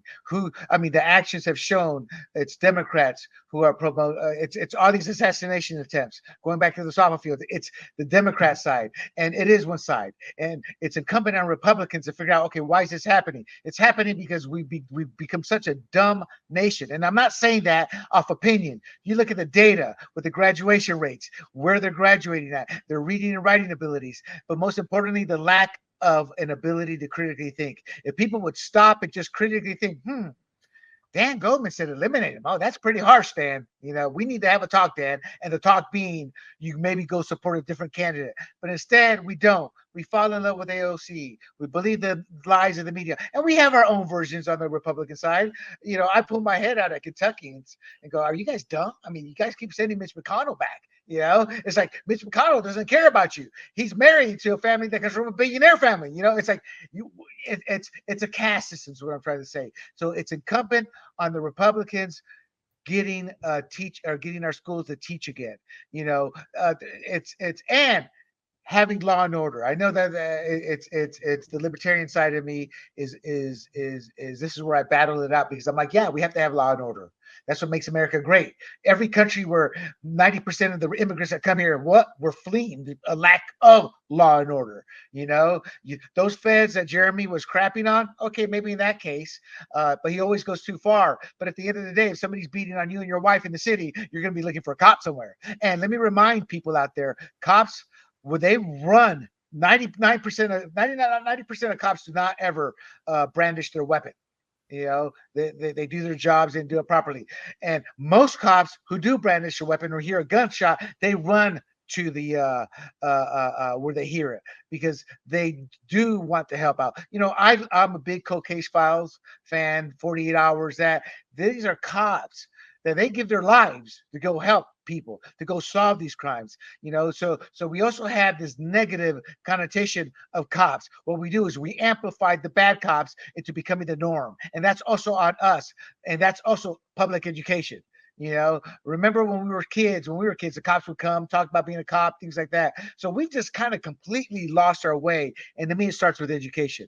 That's what separated America. We used to produce the brightest minds in the world. Now we have to import them.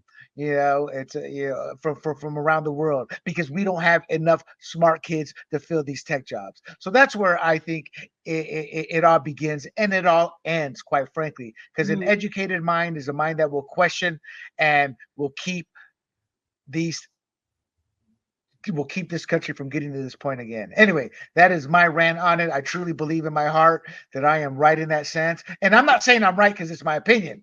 I'm saying you educate the person and they formulate their own opinion. In my heart, 90% of the time, they will formulate the correct opinion. And that is to always question and to come to your solution. Go ahead. We're failing there, William. We're failing there. That's correct. We're not teaching kids how to think for themselves, how to critically think. You're absolutely right. And you were failing in that area. I agree with that. Yeah, if only we had competent people on school boards. Yeah, they need to all be removed. Tyler, I will take a bit of a contrarian position about the FBI agents visiting Jeremy. They had every right to, right? They could see something online and go, okay, we just need to go check that out, right? And they did their job perfectly. They knocked on the door. They asked if they could ask some questions, and he said no. And they're like, all right, we're out of here, right? And so there's nothing preventing them from going to investigate something, right? Now, if they said, no, we need to go in your house, we need to take your computer, we need to take your phone, that would have been crossing the line. So right, but I will push back on your pushback. and I like this. Finally, we're getting something. Something's happening. It's intimidating when a federal officer or just a cop, because they are figures of authority, and we're taught to respect it, and they count on that. So you had a Jeremy there who'd said and he did the right thing by asking for ID. And when they refuse to show their ID, I'm like, no, now you're in the wrong. You're not willing to identify yourself. And anybody can have a fake gun that looks real in your holster and have a fake badge. So he was asking them to show their ID. Now, somebody brought up a good point. Maybe these cops are undercover, meaning they're not going to show their ID, and their ID that they have is a real ID, but they have a street name or something. So whatever reason, doesn't matter. It's a two-way street. We pay their salaries. We also expect a form of decorum from them to us. And the moment they fail to show it is the moment they that I agree. Yeah. And they could have caught him. They could have caught him up. Right. I was talking strictly about them visiting. Now they refuse to really show their ID. I don't understand why, but yes, they were in the wrong with that. But then they backed off, right? And they said, "All right, we're out of here." So I watched this YouTube channel called Impact Media, I no A. Is that right? Yeah, I no A. So IIMPCT Media. And what they do is they go out, they're masked, and they videotape people in public, and people flip out on them, and it's amazing because one, they're wearing masks, and two, they're recording them, and their point is, well, just 3 years ago, everyone had to wear masks. And you were probably one of them who enforced it, right, by telling people wear your mask.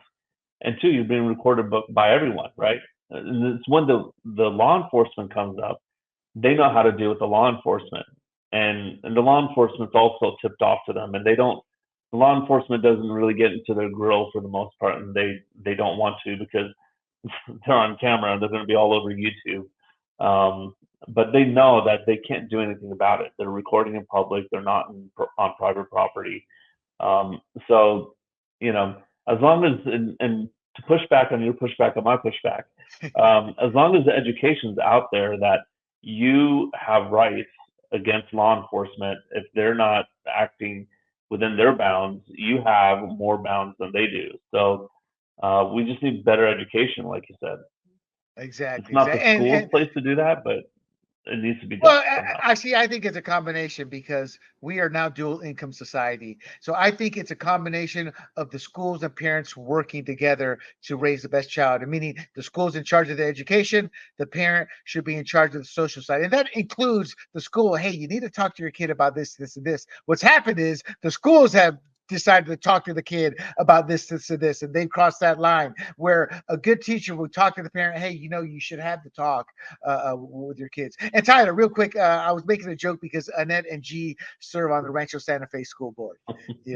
So that's why I made that comment there. All right, let us move on to death by pagers. When your communication device doubles as a bomb, maybe it's time to switch providers. And obviously, I'm talking about the Israeli attacks on Hezbollah.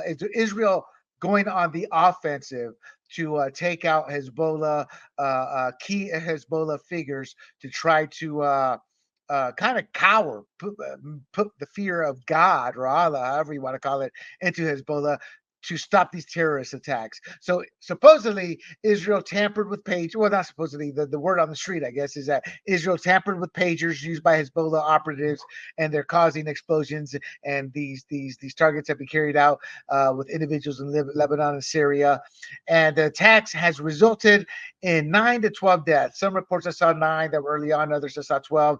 And it includes Hezbollah members and possibly children, with over 2,800 people injured. And to give you an example, I'm not going to show the image, but this is causing devastating damage. So, for example, one person that did not die, half his thigh was gone. It was literally like a shark attack, so these are causing terrible damage. And I'm not going to show the videos. I had them queued up, but they're pretty violent. In essence, what happens, they hear the beep, beep, beep. Oh, I got a message. Then boom.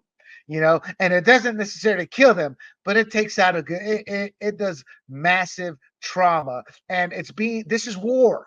This is why I tell people war is an absolute last resort. But when you go to war, there is no kindness in war. You go to war to destroy the enemy, period, end of story. Because when war is not resolved and compromise is found, that's flaw compromise. It's fake compromise, because eventually the one side that initiated the issue in the first place will go back, regroup, and come back and do it again. History has shown that. So what makes this one also unique is that Iranian ambassador to Lebanon was among those injured and not killed in the attack.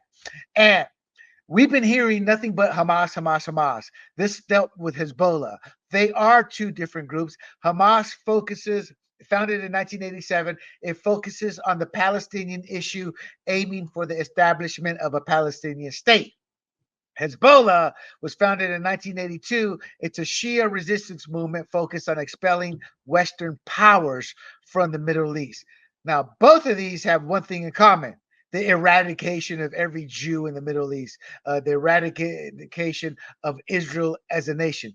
There's a reason people forget, and then it's not taught anymore. Clinton had a two-state solution. He presented it to Arafat. Arafat realized, oh my God, if I agree to this, I'm going to be dead tomorrow, because they don't want a two-state solution. They want the eradication of Israel. So he said, no, I'll take my billions and go home. Billions from our taxpayers' dollars. So to set that up, my first question to you three as a group, we'll start with Tyler. What was the Iranian ambassador from Iran doing with a pager? Tyler. I can't hear you, Tyler. Sorry about that. I thought I was going to get a good setup to make a joke about you've got mail, but I didn't get it. Where's your compassion, son? Where's your compassion? Yeah. Well, I can't imagine what that'd have been like. We are entering now in the 21st century a very scary phase of asymmetric warfare, and the capabilities of technology and the digital transformation of warfare are just beginning to show what the future holds. And I think it's a very frightening thing. I agree. I agree. That was Tyler is on his way to becoming a great politician. Is a great dodge there. Gee, what was the ambassador to Lebanon from Iran doing with the pager? Well, obviously, the reason why they have pagers is because they didn't want to be tracked by these, right? So they figured Israel had a way to track them with these. Well, that's the Iranian people too. It's a proxy war, right? So Iran is at war with Israel, just not directly. They're doing it through these militants. So that's why. I mean, that's why he has the pagers, and they're all communicating. What's interesting to me is they didn't get these pagers out in the last 10 months. I mean, they must have been having these pagers with the little explosives on their hips for several years, right? And they're just waiting because this is a one-shot deal. You Yes. do it once, Right. right? And then the element of surprise is gone. So they're waiting for a time when they needed to do it, and it was after Hezbollah started launching rockets in last month or 2 months ago, something like that. Actually, I think it was early August, same time as the yen carry trade unwind. But yeah, so they said, okay, well, we're going to do this now, and I didn't realize it was that few deaths, 9 to 12. I mean, is this going to be effective? Well, now you got these two-eyed terrorists, now one-eyed terrorists, right? And they're angrier than ever. So I don't know. I'm pro-Israel, but I don't know how this is going to make things better. It's going to probably spiral out of control. Okay, so Annette, before you answer, and I apologize to the audience, let me tell you a little bit about the Iranian ambassador to Lebanon. I think it's Motaba Amani. He's the Iranian ambassador to Lebanon. He was injured, obviously, in the pager explosions we've stated. He reportedly lost an eye. So, this is, as John says, his new motto, instead of from the river to the sea, John's motto for Hezbollah is now from the liver to the knee. But this one went to the eye, injuring the eye. So his role is beyond diplomatic duties. He was appointed in 2022 by the former Iranian foreign minister who viewed foreign policy as an extension of the Islamic Revolutionary Guard Corps. And that's an arm of Iran that specializes in terrorism and things of that nature. And traditionally, Iranian ambassadors to Lebanon are often appointed from the Revolutionary Guard to facilitate connections amongst the various militant groups. So, in essence, this ambassador's role, part of his unspoken role, is you are the go-between from the motherland, Iran, to these actual terrorist groups. And this guy's been present at meetings between the Iranian officials and Hezbollah leadership. So, we kind of know why he was targeted. As G alluded to, this was not just a hey, let's go ahead and do this. This was deep planning. This is Israel going on the offensive. What are your thoughts on Israel going on the offensive here? And then we can move forward to the second part, is the ethics that our side, that Westerners seem to scream about. You're harming the children, ignoring the fact that Hezbollah and Hamas and all these terrorist groups use civilians to hide behind, and in my opinion, to create this propaganda. See, they're killing civilians. So, but that is an issue that we don't seem to want to let go on our side. So what are your thoughts on, one, Israel taking the time to plan this out? I mean, we don't know how long it took, but this is not an overnight thing. And how does Israel combat the fact that they're using the civilian casualties as propaganda? Okay, well, I'm super interested in this issue, and I think it's terribly sad. That's not even to go all the way. I mean, obviously they were clever and patient, and they had planned this for a long time, like G said. And then it was just the time when they were going to actually implement it.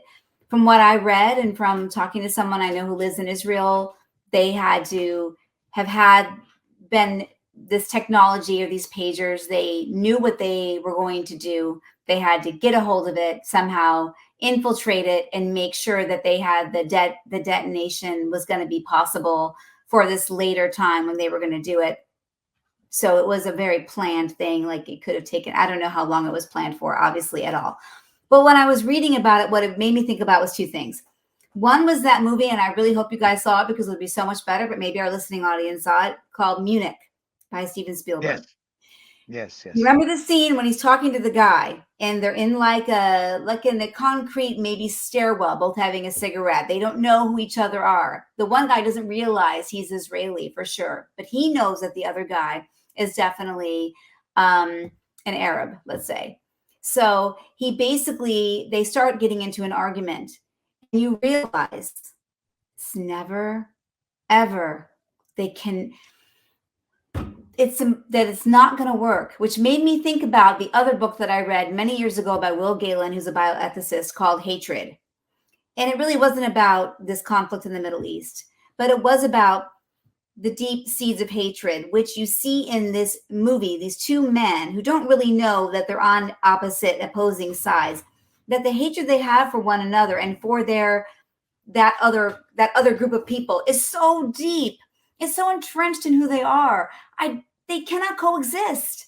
I don't see how they're going to be able to coexist unless, I don't know, you guys. I mean, I was always really moved by that part of the film because I thought it was true and I thought it was accurate and I thought it didn't depict some sort of flowery way that these two people are going to have a kumbaya moment, because they're just not going to. Because the guy says, we will wait.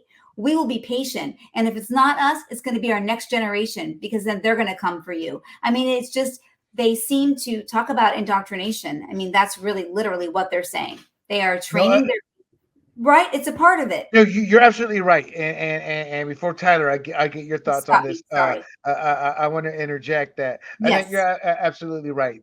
There was a video going around from this Jew who went there. He said he was Italian, asking them about the two-state solution, what they should do. Every single, not to a T, every individual was like, no, we got to kill every Jew, eradicate them. They're scum, they're pigs. I saw about 30 years ago, 60 Minutes, I'm older, in my mid-50s, about 30 years ago, maybe even longer, I saw the indoctrination of like a 4-year-old girl when they asked her about Jews. And she would have made a sailor proud the way this little 4-year-old went off. That's, and on a side note, that's why I got involved in politics on the identity politics side, because we are indoctrinating minorities to hate white Americans. It's hate. Hate begets hate. So you're actually right. There is never going to be a kumbaya moment, in my opinion, because when you indoctrinate with hate, it begets hate. So Israel now looks at it as like, we got to protect ourselves at all costs. I think Israel has not crossed any lines. I'm not saying that, but what I'm saying is Israel, I think, with this incident that happened October 7th, and they see how the world is against them in many aspects, they're saying it's us against the world. And I think that's what helped escalate this, because they see, why is Iran doing this? How is Iran capable of doing this? Easy. With Obama sending them billions and then Biden sending them hundreds of billions also. They have the money to fund these terrorists. We are as complicit in all of this as Democrats who accuse Israel of being complicit in these deaths. We are just as complicit because we are funding the terrorists through lies. We do the same thing with Planned Parenthood. When we give them money, they're not using that money for abortions. Well, yeah, they are. They're just on paper able to separate it and make it look kosher. Hey, I like the way I threw kosher in there, trying to make it kosher and nice and pretty on paper. But the reality is, the money that we give Planned Parenthood, they're able to use their other money to advertise, promote abortion. It's the same thing with Iran. They're able to use all this excess money now and use it on their terrorist groups. That's my take to enhance what you said in terms hate begets hate, and there is not going to be a kumbaya moment. Now, Tyler, as a politician or a future politician here, we are a copycat world. It doesn't matter if it's sports and offensive, defensive schemes, business plans. We are a copycat world. somebody's saying, hey, this pager idea works pretty good. I mean, they can easily transport it to phones. What are your thoughts of this That's why crossing it's the so ocean scary. and coming here? That's Yes. in a matter of a few seconds, the Israeli intelligence forces were able to transmit some sort of detonation signal to how many thousands of phones spread across the entire Middle East, and almost nearly simultaneously detonate a device in the pockets of specific targets. It's a truly terrifying capability. And the thought of other governments copycatting that is a world which I think, unfortunately, we are entering. So that's the next stage of warfare. So I agree. I I have to agree. say that when I found out about it that morning, I looked at my iPhone 14, made in China. Right? Yeah, we don't make them. We don't make them. Who knows what So what that supply Foxconn, chain is? some CCP guy gets in there and says, "This is what I want you guys to do," right? And then how's Tim Cook going to know about it? I mean, he's not sitting there having his guys inspect every iPhone. So it is scary. Right. Okay. And then I'll give you the last word on this, and then we shall move on. I mean, how do we move on from a subject like this? Because I think it should all cause us a great deal of pause, because we'll look at the world that we're living in. This is not what, I mean, I know I'm not one of those who believes, I know there's been fighting since man came on this earth, and that's always been something that's troubled me. But I guess when I think about this particular issue between the Israelis and the Palestinians, and I know some people were rejoicing about what a good and smart, tactic that was, and they were really proud of it. And I know that's part of warfare. Part of that is winning, and they felt like that was a winning moment for them and a victory for them. But all of that, for me as a human being on this planet, it makes me extremely sad, William. That's how I feel about it. I honestly just feel sad, and I don't see how that situation gets any better. I really don't. Well, that image that I'm just showing, supposedly 32 terrorist leaders taken out by Israel. When I say taken out, I guess taken out can be taken at however you want to look at it, meaning they've been removed from the battlefield in some form or fashion. And the reason I show that is, if that's true, it shows this is successful. And anything that's successful, no matter the carnage, it will happen again. And I have seen, I don't know if you guys have seen some of the videos, but it's devastating. It looks like a little cartoon, meaning, we're so accustomed to the movies, boom, boom, all these massive explosions. These are simple pop, but the damage it does, and these are men. It's damage is right in the midst for even a woman. But there's the male machismo ego. That's your private parts. A lot, especially in that type of society. It's that's even more devastating to them to have to be taken out that way. So I don't think we're going to see the end of this. I think Israel has decided they are going to put the fear of God into their enemy, and Yep. damn what the U.S. says. Damn, in fact, they worked with the UK on this, or in some kind of information transfer back and forth. It was the UK, not the United States. Why? It was the Obama regime and the Biden-Harris regime that has been friendly with Iran. So they probably see us as an enemy in certain ways. And let me remind America about this. Israel, whether you like them or not, is the only democratically elected regime in the Middle East. They are the only regime in the Middle East that does not carry out terrorist attacks or support it or allow it to happen by using their state for nefarious action. So as much as you may want to hate Israel in certain cases, don't forget that, because they're the ones who were attacked. And I said we had the last words, but I kind of carried on. No, William, I would say, not trying to get the last word, but I was just reading something about Israel today. It was an interesting fact. I found it to be very interesting. They're considered, Israel and actually Singapore, considered like the most honest brokers in our world in terms of being more ethical and honest in relationships like foreign affairs, etc. they had a whole list of nations that were really dishonest, but they were considered the most honest in terms of how well they play with others. I thought that was very interesting. I'll say this about Singapore. They are black and white with their laws. You mess up with their laws, you will pay the price, period. End of story. I've been through Singapore. I hope you don't want to chew gum when you go to Singapore. You better swallow that gum when it's done. When that bubble yum's done, 2 seconds after you chew it, you better swallow. That happened 25 years ago, and we still remember it, right? I mean, well, if you're thinking about the kid effective. being whipped, he actually spray painted. I was gonna say, I thought he was keying cars or something. Yeah, he was keying cars in the Yeah. face. But gee, the bubble gum is the example that they give, like in the military. When I was in the military, it's the example they always give out. You chew bubble gum, you spit it out on the street, or you spit on the sidewalk, you're done. You're done. Anyway, so let's move on here. We are going to move on to our final topic of the night: Newsom's tyrannical punchline, where free speech dies and government-approved comedy reigns supreme. So, what I am referring to is Assembly Bill 2355 and Assembly Bill 2839. And before y'all go, what the hell is he talking about? I'm going to tell you. Assembly Bill 2355 requires disclosure that a political advertisement was generated or substantially altered using artificial intelligence. In our world of compromise, where compromise is how we live and we move forward, fair enough. I get it, because AI makes some devastatingly real videos now. Assembly Bill 2839 prohibits the creation and dissemination of deceptive AI-generated content about candidates and election officials within specific timeframes around elections. That's the one literally every American has or should have a problem with, because we're talking our First Amendment and our 14th Amendment rights. So in essence, I don't care about the first one, but he signed them both the same day. They seem to be tied in together. I don't know why, but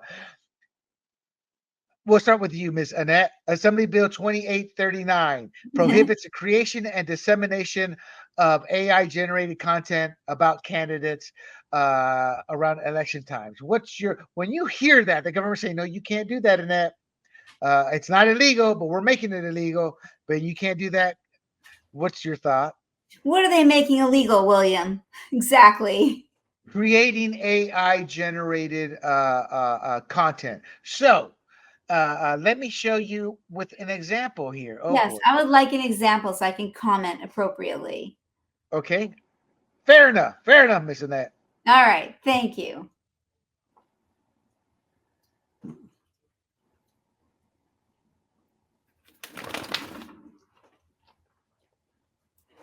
Gavin Newsom, Governor of California.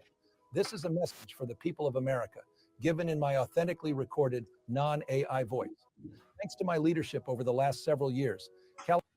For the audience, it is an inauthentic Gavin Newsom voice. It is an AI generated. I'm trying to conform with Assembly Bill 2355 by disclosing its. Don't give into the powers. Come on. Come on. California has become a world leader in extremist left-wing governance. My policies were so effective that almost 1 million people are now fleeing the state every year. We even ran out of U-Hauls. During the COVID pandemic, I locked everyone in their homes and shut down businesses for months. Not the French Laundry, though. That's my favorite restaurant. I cleaned up the dangerous, messy streets of San Francisco, because Chinese Communist President Xi was coming, and I really wanted to impress him. He's my boss, after all. This year, I signed legislation that allows me to take custody of your kid if you refuse to give him artificial hormones and chop off his genitals. Because if you don't do that, you're a bigot, and bigots should. Okay, I'm stopping it. I'm going to keep going, but I'm stopping it partially because our producer says you need to make comments here so we don't get copyright hit. But I also want to this video is from the Babylon Bee, one of America's greatest satirical sites. We shall continue. Shouldn't be allowed to have kids. I've also led the way in green energy by banning all cars that don't run on electricity. Then I banned almost all the electricity. This is smart leadership. On my watch, the cost of living and homelessness have skyrocketed. Schools are failing. Drug dealers and human traffickers are pouring across the border. And poop has covered the sidewalks of San Francisco. This is the positive, joyful vision we offer as Democrats. Okay, I'm going to continue. I want everybody to see all of it. But real quick, Tyler, then Annette, then G.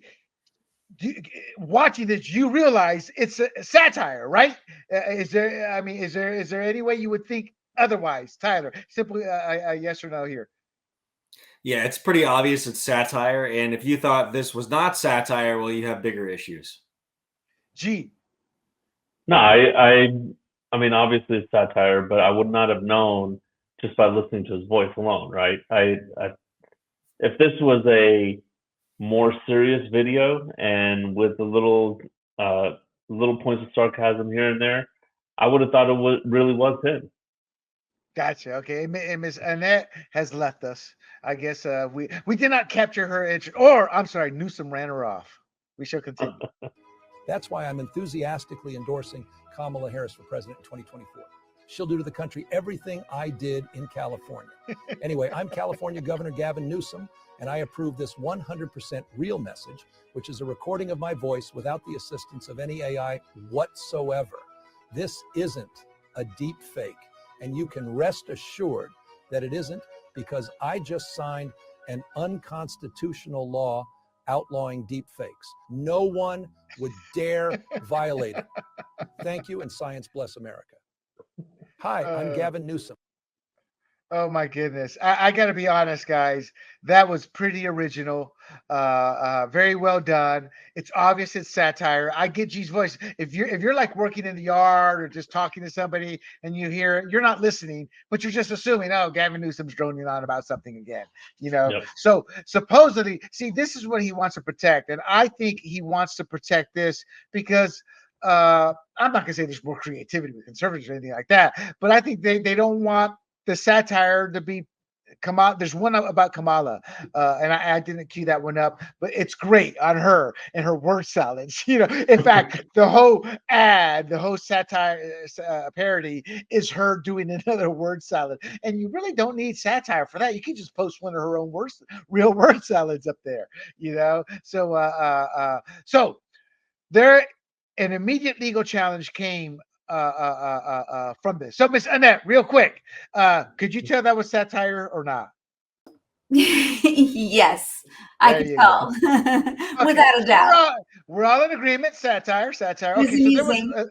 yes, legal challenge. The lawsuit was filed by Christopher Coles. God bless Christopher Coles, where he challenges the law, claiming they violate free speech rights under the First and 14th Amendments. And real quick, this was his big shtick here. Let me show this image here.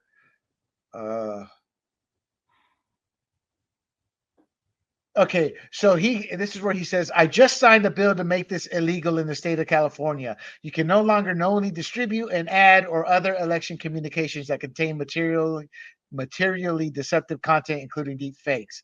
And this is what he accused of. This is why he pushed it. Elon Musk a couple of weeks ago, and he said it was a fake, and that pissed Gavin Newsom off. Now, I'm sure this law was already in the books, but kind of helped push him forward and bring it up to the forefront. Correct me, guys, if I'm wrong.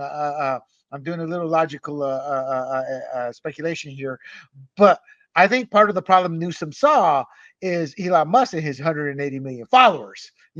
Distributing this out would not help any of his preferred candidates. And I think that's one reason we saw this law kind of fast-tracked, if it was fast-tracked, but it's in place now before the election. So real quick for the audience, the First Amendment protects freedom of speech, religion, press, and assembly. So when I saw that, I'm like, okay, how does this relate to the First Amendment? And lawyers can help decipher that, but it does. But the one that I did understand with no issues is the 14th Amendment, which ensures equal protection under the law and extends many constitutional rights to the state level, including First Amendment. And what that means is this law is overly broad, it's vague, and it can violate the equal protection by treating different types of speech or speakers differently, which goes back, Annette, indirectly, but goes back to your rhetoric, where it seems like the rhetoric is coming from one side, and when they go and check up on it, it's always checking up that it prefers one side, meaning they're not giving both sides equal treatment. That's what I get out of the 14th Amendment here, in terms of one of the potential dangers with this. Tyler, your thoughts on the First Amendment and 14th Amendment? And none of us are lawyers, but we all honor and respect the Constitution. My first thought was First Amendment for sure, but what are your thoughts on this in Newsom's law violating our First and 14th Amendment? Plus, you got to know this. 100%, You are an up-and-coming 100% politician. It's violating First Amendment. So the thing that came to my mind is we have protections in speech, and this applies to art. So when you put out art, whether that is something that you've painted or something that you've written or filmed, that is under the auspice of free speech. Now, one could make the argument that these videos are a form of art. For example, the Babylon Bee. That was a piece of satire. It's a video, it's art. It's meant to entertain and inform to a certain degree.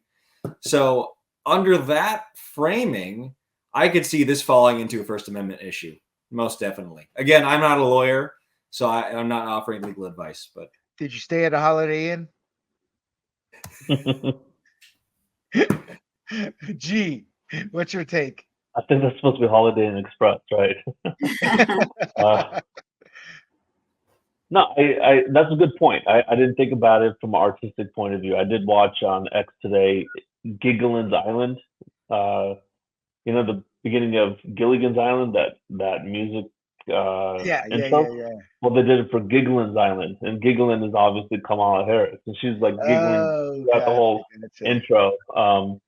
And I thought it was funny, and it is a form of artistic expression. I just go back to, as a society, we're going to get used to deep fakes and fake videos.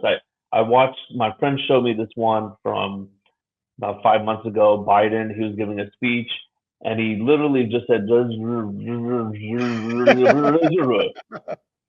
and if you didn't understand what I said, that's exactly what he said. I'm like, and for about 20 seconds, I'm like, that's gotta be a deep fake. That's AI generated. Like, he didn't really just mumble a bunch of nothing.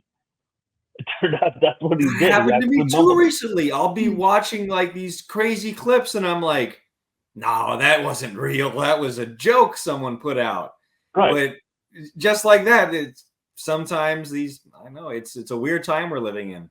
Yeah, so our skeptical meter is just always on edge right now, right? So now, for example, X, thank God Elon Musk bought it, but now the community can say, I'm going to fact check this collectively. And I've seen stuff on the left and right, both fact checked, and which I'm glad, because I don't want to run off with something that I want to be true and it's not true. So I'm very skeptical when I see something on X that fits my point of view until I know it's verified, at least independently by 2 other sources.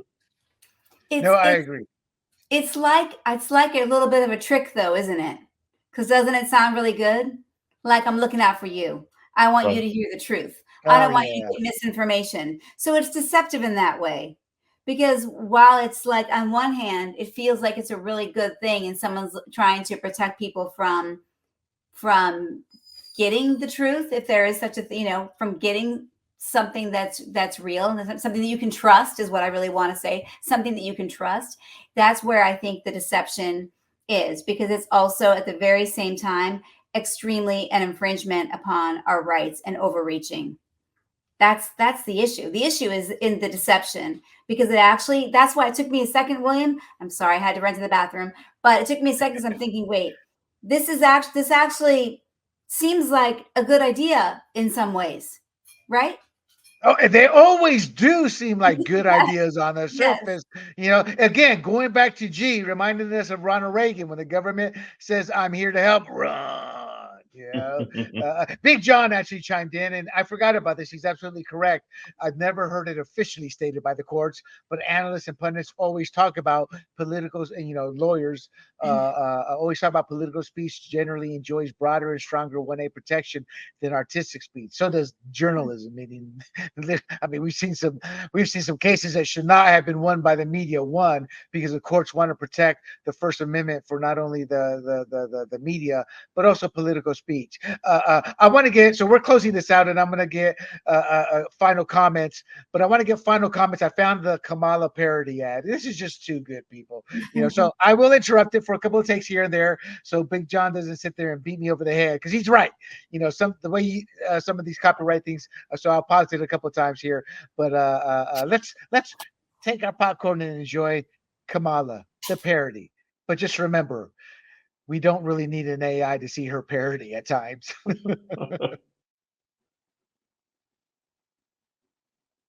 So this is a Kamala deep fake video.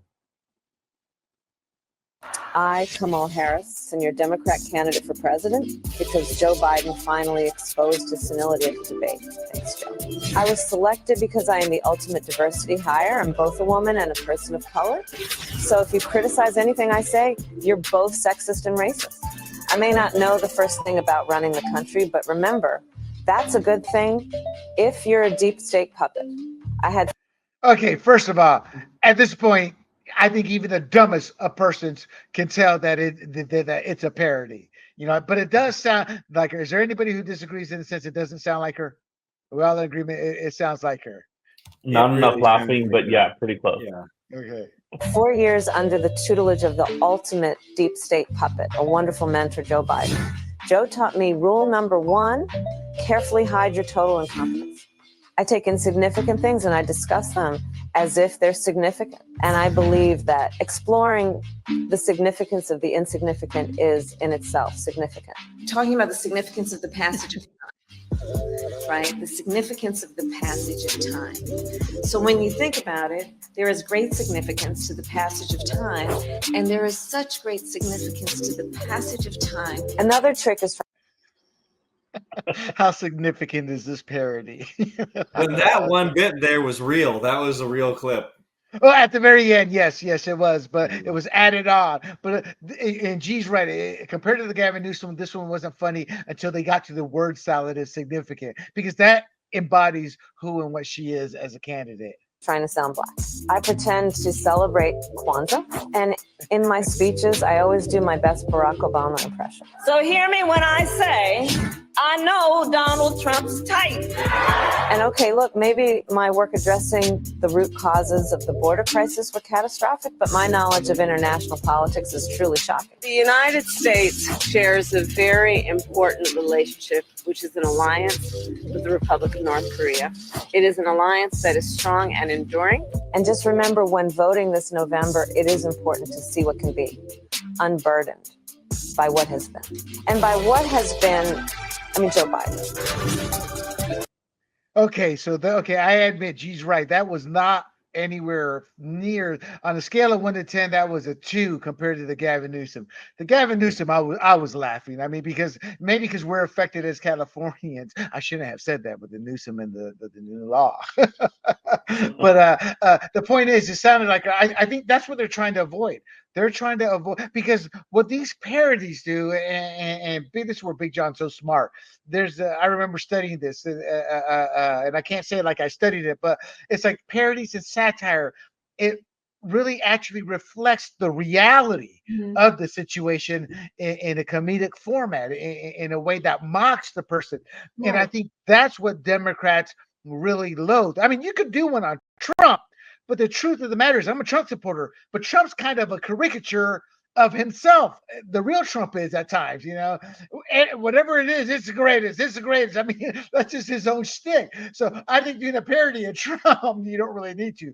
But I think at its core, that's what the Democrats are afraid of, is that that satire and parody truly reflects where the Democrat Party is at times. And people are going to say, oh, William, you're being an idiot. No, I'm not. You actually look at their policies. You look at what they do. You look at how they implement it. These parodies here can be truly detrimental. G, let's start it off with you. Thoughts on this, on the overall situation of this law, on the parodies? Where do you see this going, and what do you think is a right avenue to take on this as a society? And you kind of alluded to it already. Yeah, I mean, I think just allowing people to self-police themselves. I mean, here's the thing: when you had both Kamala saying, Elon lost his privilege to free speech, which is dangerous. And then Hillary also coming out, I believe it was last week, saying that there should be someone overlooking what's being said to punish those who are saying giving out misinformation. The problem with all of that is, what's the arbiter of misinformation, right? Who is the arbiter of that? Mm-hmm. Difference of opinion. Well, okay, I'm right, you're wrong, right? And then you got a totalitarian scenario where you got one person deciding what's true and what's false. This one's a little more clear cut because it's specifically to AI. But again, the First Amendment wasn't written by the founding fathers to protect an artist, right? To paint a mural on the side of a building somewhere. It was to protect people from when they're speaking out against the king. Yep. Or when they're speaking out against their elected officials, since they had just come from under the king, and they said, okay, we got to protect you guys because you should feel free to criticize us any way you want. So I think it's terrible. I think it will be struck down by the courts. I'm not really worried about the law. I'm not neither. I'm not, and it's a great point you bring up in terms of that's what free speech was meant to protect, the media and Americans speaking out against authoritarianism, against government. To me, it's like the Second Amendment. Well, how many shots do you need to kill that deer? Doesn't matter. The guns are meant to protect us from you, Mr. Government. So they're good at the left is good at shifting the goalposts there. Miss Annette, your final thoughts on this in terms of what we should do as a society, or what's the best way to handle it, and your overall thoughts on this law. Do you think it will get struck down? I do too. I agree with G on that. I think they don't like it because it's effective. That would change people's minds. I think that sarcasm, some people it will appeal to them, and I think they'd actually be like, that's sort of interesting. That could speak to them and potentially work as a way to get them to see through it. Do you know what I mean? Like, right. It reaches them at a different level. Right. Yeah. It would reach some people. It's an effective strategy, which is what they don't like about it. And so that I actually am not worried about it either. I think it's going to get struck down. And yeah. Mr. Tyler, you get the final. Well, I lie. I always have the final word, but you get the final word out of the panel on this topic. What are your thoughts? I mean, and you actually, Tyler, you've actually said it the best, in my opinion. To give you some props here in terms of how you broke it down with the artistic look there. Yeah. I hadn't thought of it that way neither. That was a great example. So your final words on this topic is where? Let me put it this way: where should society go when it comes to this new era we're entering of AI and making everything look so real? And I assume you think this law will be struck down too. So I think this law is going to be struck down on First Amendment grounds for sure. I hope it's struck down as quickly as possible. And second, talking about the new era we're entering in, this is still a scary era. And the scary part is not the parody, because we know it's parody. But when you have someone who's maliciously putting out content with the purpose of deceiving. Now, I don't think a law is going to address that. First, because who is the arbiter of what is true and what is false? There's a lot of questions about that, and I don't think we want to go there. And second, is the malicious actor even going to follow that law? Would that law simply punish law-abiding citizens? I think that's an open question. I think the real solution that you're looking for is a technological solution. We have technology, which has enabled the generation of AI. In the same way, I think we can have technological countermeasures to this. We can have algorithms and software which are able to detect things. And through features like community notes on Twitter, people can say, hey, we ran this through this program. Some trusted journalist, whoever it might be on the left or the right or whatever it is, have open sourcing of their evidence saying, we analyze this clip. We feel with 99% certainty this is AI. And in the marketplace of ideas, the theory would be that rises to the top and people become aware. But I don't think a centralized government solution is A, moral, or B, effective. I think it's much more scary to go down that route. So, I agree. The person who determines misinformation is the people in power. That's why Democrats, because they have the media on their side, they're saying this is misinformation, misinformation. It was the Russia hoax, the Charlottesville lie, the threat to democracy. Every lie that is misinformation can be squarely put on the Democrat Party right now in terms of the major threats to America. Sure, Donald Trump says I'm the greatest or this is the greatest, but that's like a parody on itself. I'm not defending him as much as like the terribleness is coming from the party that says we need to have some kind of a bureau of misinformation. I will default to what Tyler said, but I will also add once again education. Anybody who's been educated properly, who reads, who has been taught how to critically think, can look at a video like that and determine. Tyler, you are absolutely correct. My one fear are the ones that border on that line, purposely looking to deceive, but then hide behind the First and 14th Amendment. You know what I mean? Those are the shysters. But again, education and ability to critically think should be able to expose it. We're not perfect. We're not Jesus. So we're always going to have a swath of society that isn't able to discern from that, which is why we put so much emphasis on our leadership, which has failed us. But again, we have failed ourselves by not educating ourselves to properly select our leaders. And with that, everybody, thank you for listening in. But before we go, Mr. Tyler Collins, Carlsbad City Council candidate, please tell us a little bit about yourself again, where they can find you and where they can go to donate. Great. Thank you for that. So again, my name is Tyler Collins. I'm running for Carlsbad City Council District 2. So I am fighting for the values of the old Carlsbad, talking about Bud Lewis and Matt Hall. This is getting into some real Carlsbad stuff here, but these are former mayors of the golden days of Carlsbad.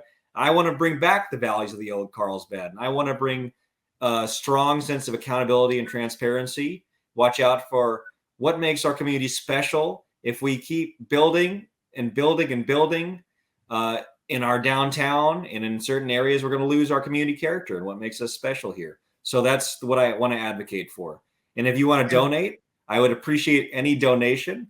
You can go to collinsforcarlsbad.com. That's FOR. So collinsforcarlsbad.com. You can make a donation or message me there. My line is always open. So thank you again, William, for having me. Outstanding. Miss Annette, real quick, tell us about your wonderful book and where they can find you. Oh, can I just say I loved having you on the show, Tyler. You have my vote. Appreciate it. Thank you so much. I'm the president of the Rancho Santa Fe School Board, running for re-election, and I wrote a memoir, Where Fairy Tales Go. You can find me on this Twitter at Annette_Ross5, but I'm not on very much. I'm getting there, William, slowly but surely. Yeah, and I apologize. You're running for office too, and I treat you just like a regular Joe. Just on that there, and I treat Tyler all special. Us being, Gee, sir. It's just because I have a cup. He treats me a little special. There you go. Oh, I love that cup. Taking me for granted, William. I'm looking for my cup. Oh no, and I have him here. We got to meet. We'll meet sooner than later. I promise. Fair enough. You can find me on X at RSFG. I'm not running for office right now because I'm serving till 2026, so I'm good there. But yeah, it's been a fun night. Outstanding. And a big thank you to Big John, our producer, as well as his own words chiming in. You can find this podcast fired up, as well as our other ones. I'll pump it up again. We have our last libertarian podcast. The Pump It Up was on freedom of speech or free speech. It's extremely important. It doesn't matter if you're a Republican, a Democrat, or whatever party, Green Party, Schma Party, whatever. It's important. It's about our freedoms and how they're being lost and taken by the government that's supposed to help us and protect us. You can find those podcasts at grumblingsmedia.com. You can find us at our social media platforms to listen to these podcasts, specifically Rumble, YouTube, and Apple, Pandora, and Spotify under the handle Grumblings Media. To everybody, thank you so much for listening in. And until next time, I am William Del Pilar for the panel here, and I bid you adieu. Hey everybody, this is Big John from Grumblings Media, and I just want to say thank you for watching our content. If you want to support our efforts here at Grumblings Media, just smash the subscribe button right here, totally free, or just go ahead and consume more of our great content. Click either one of these two boxes.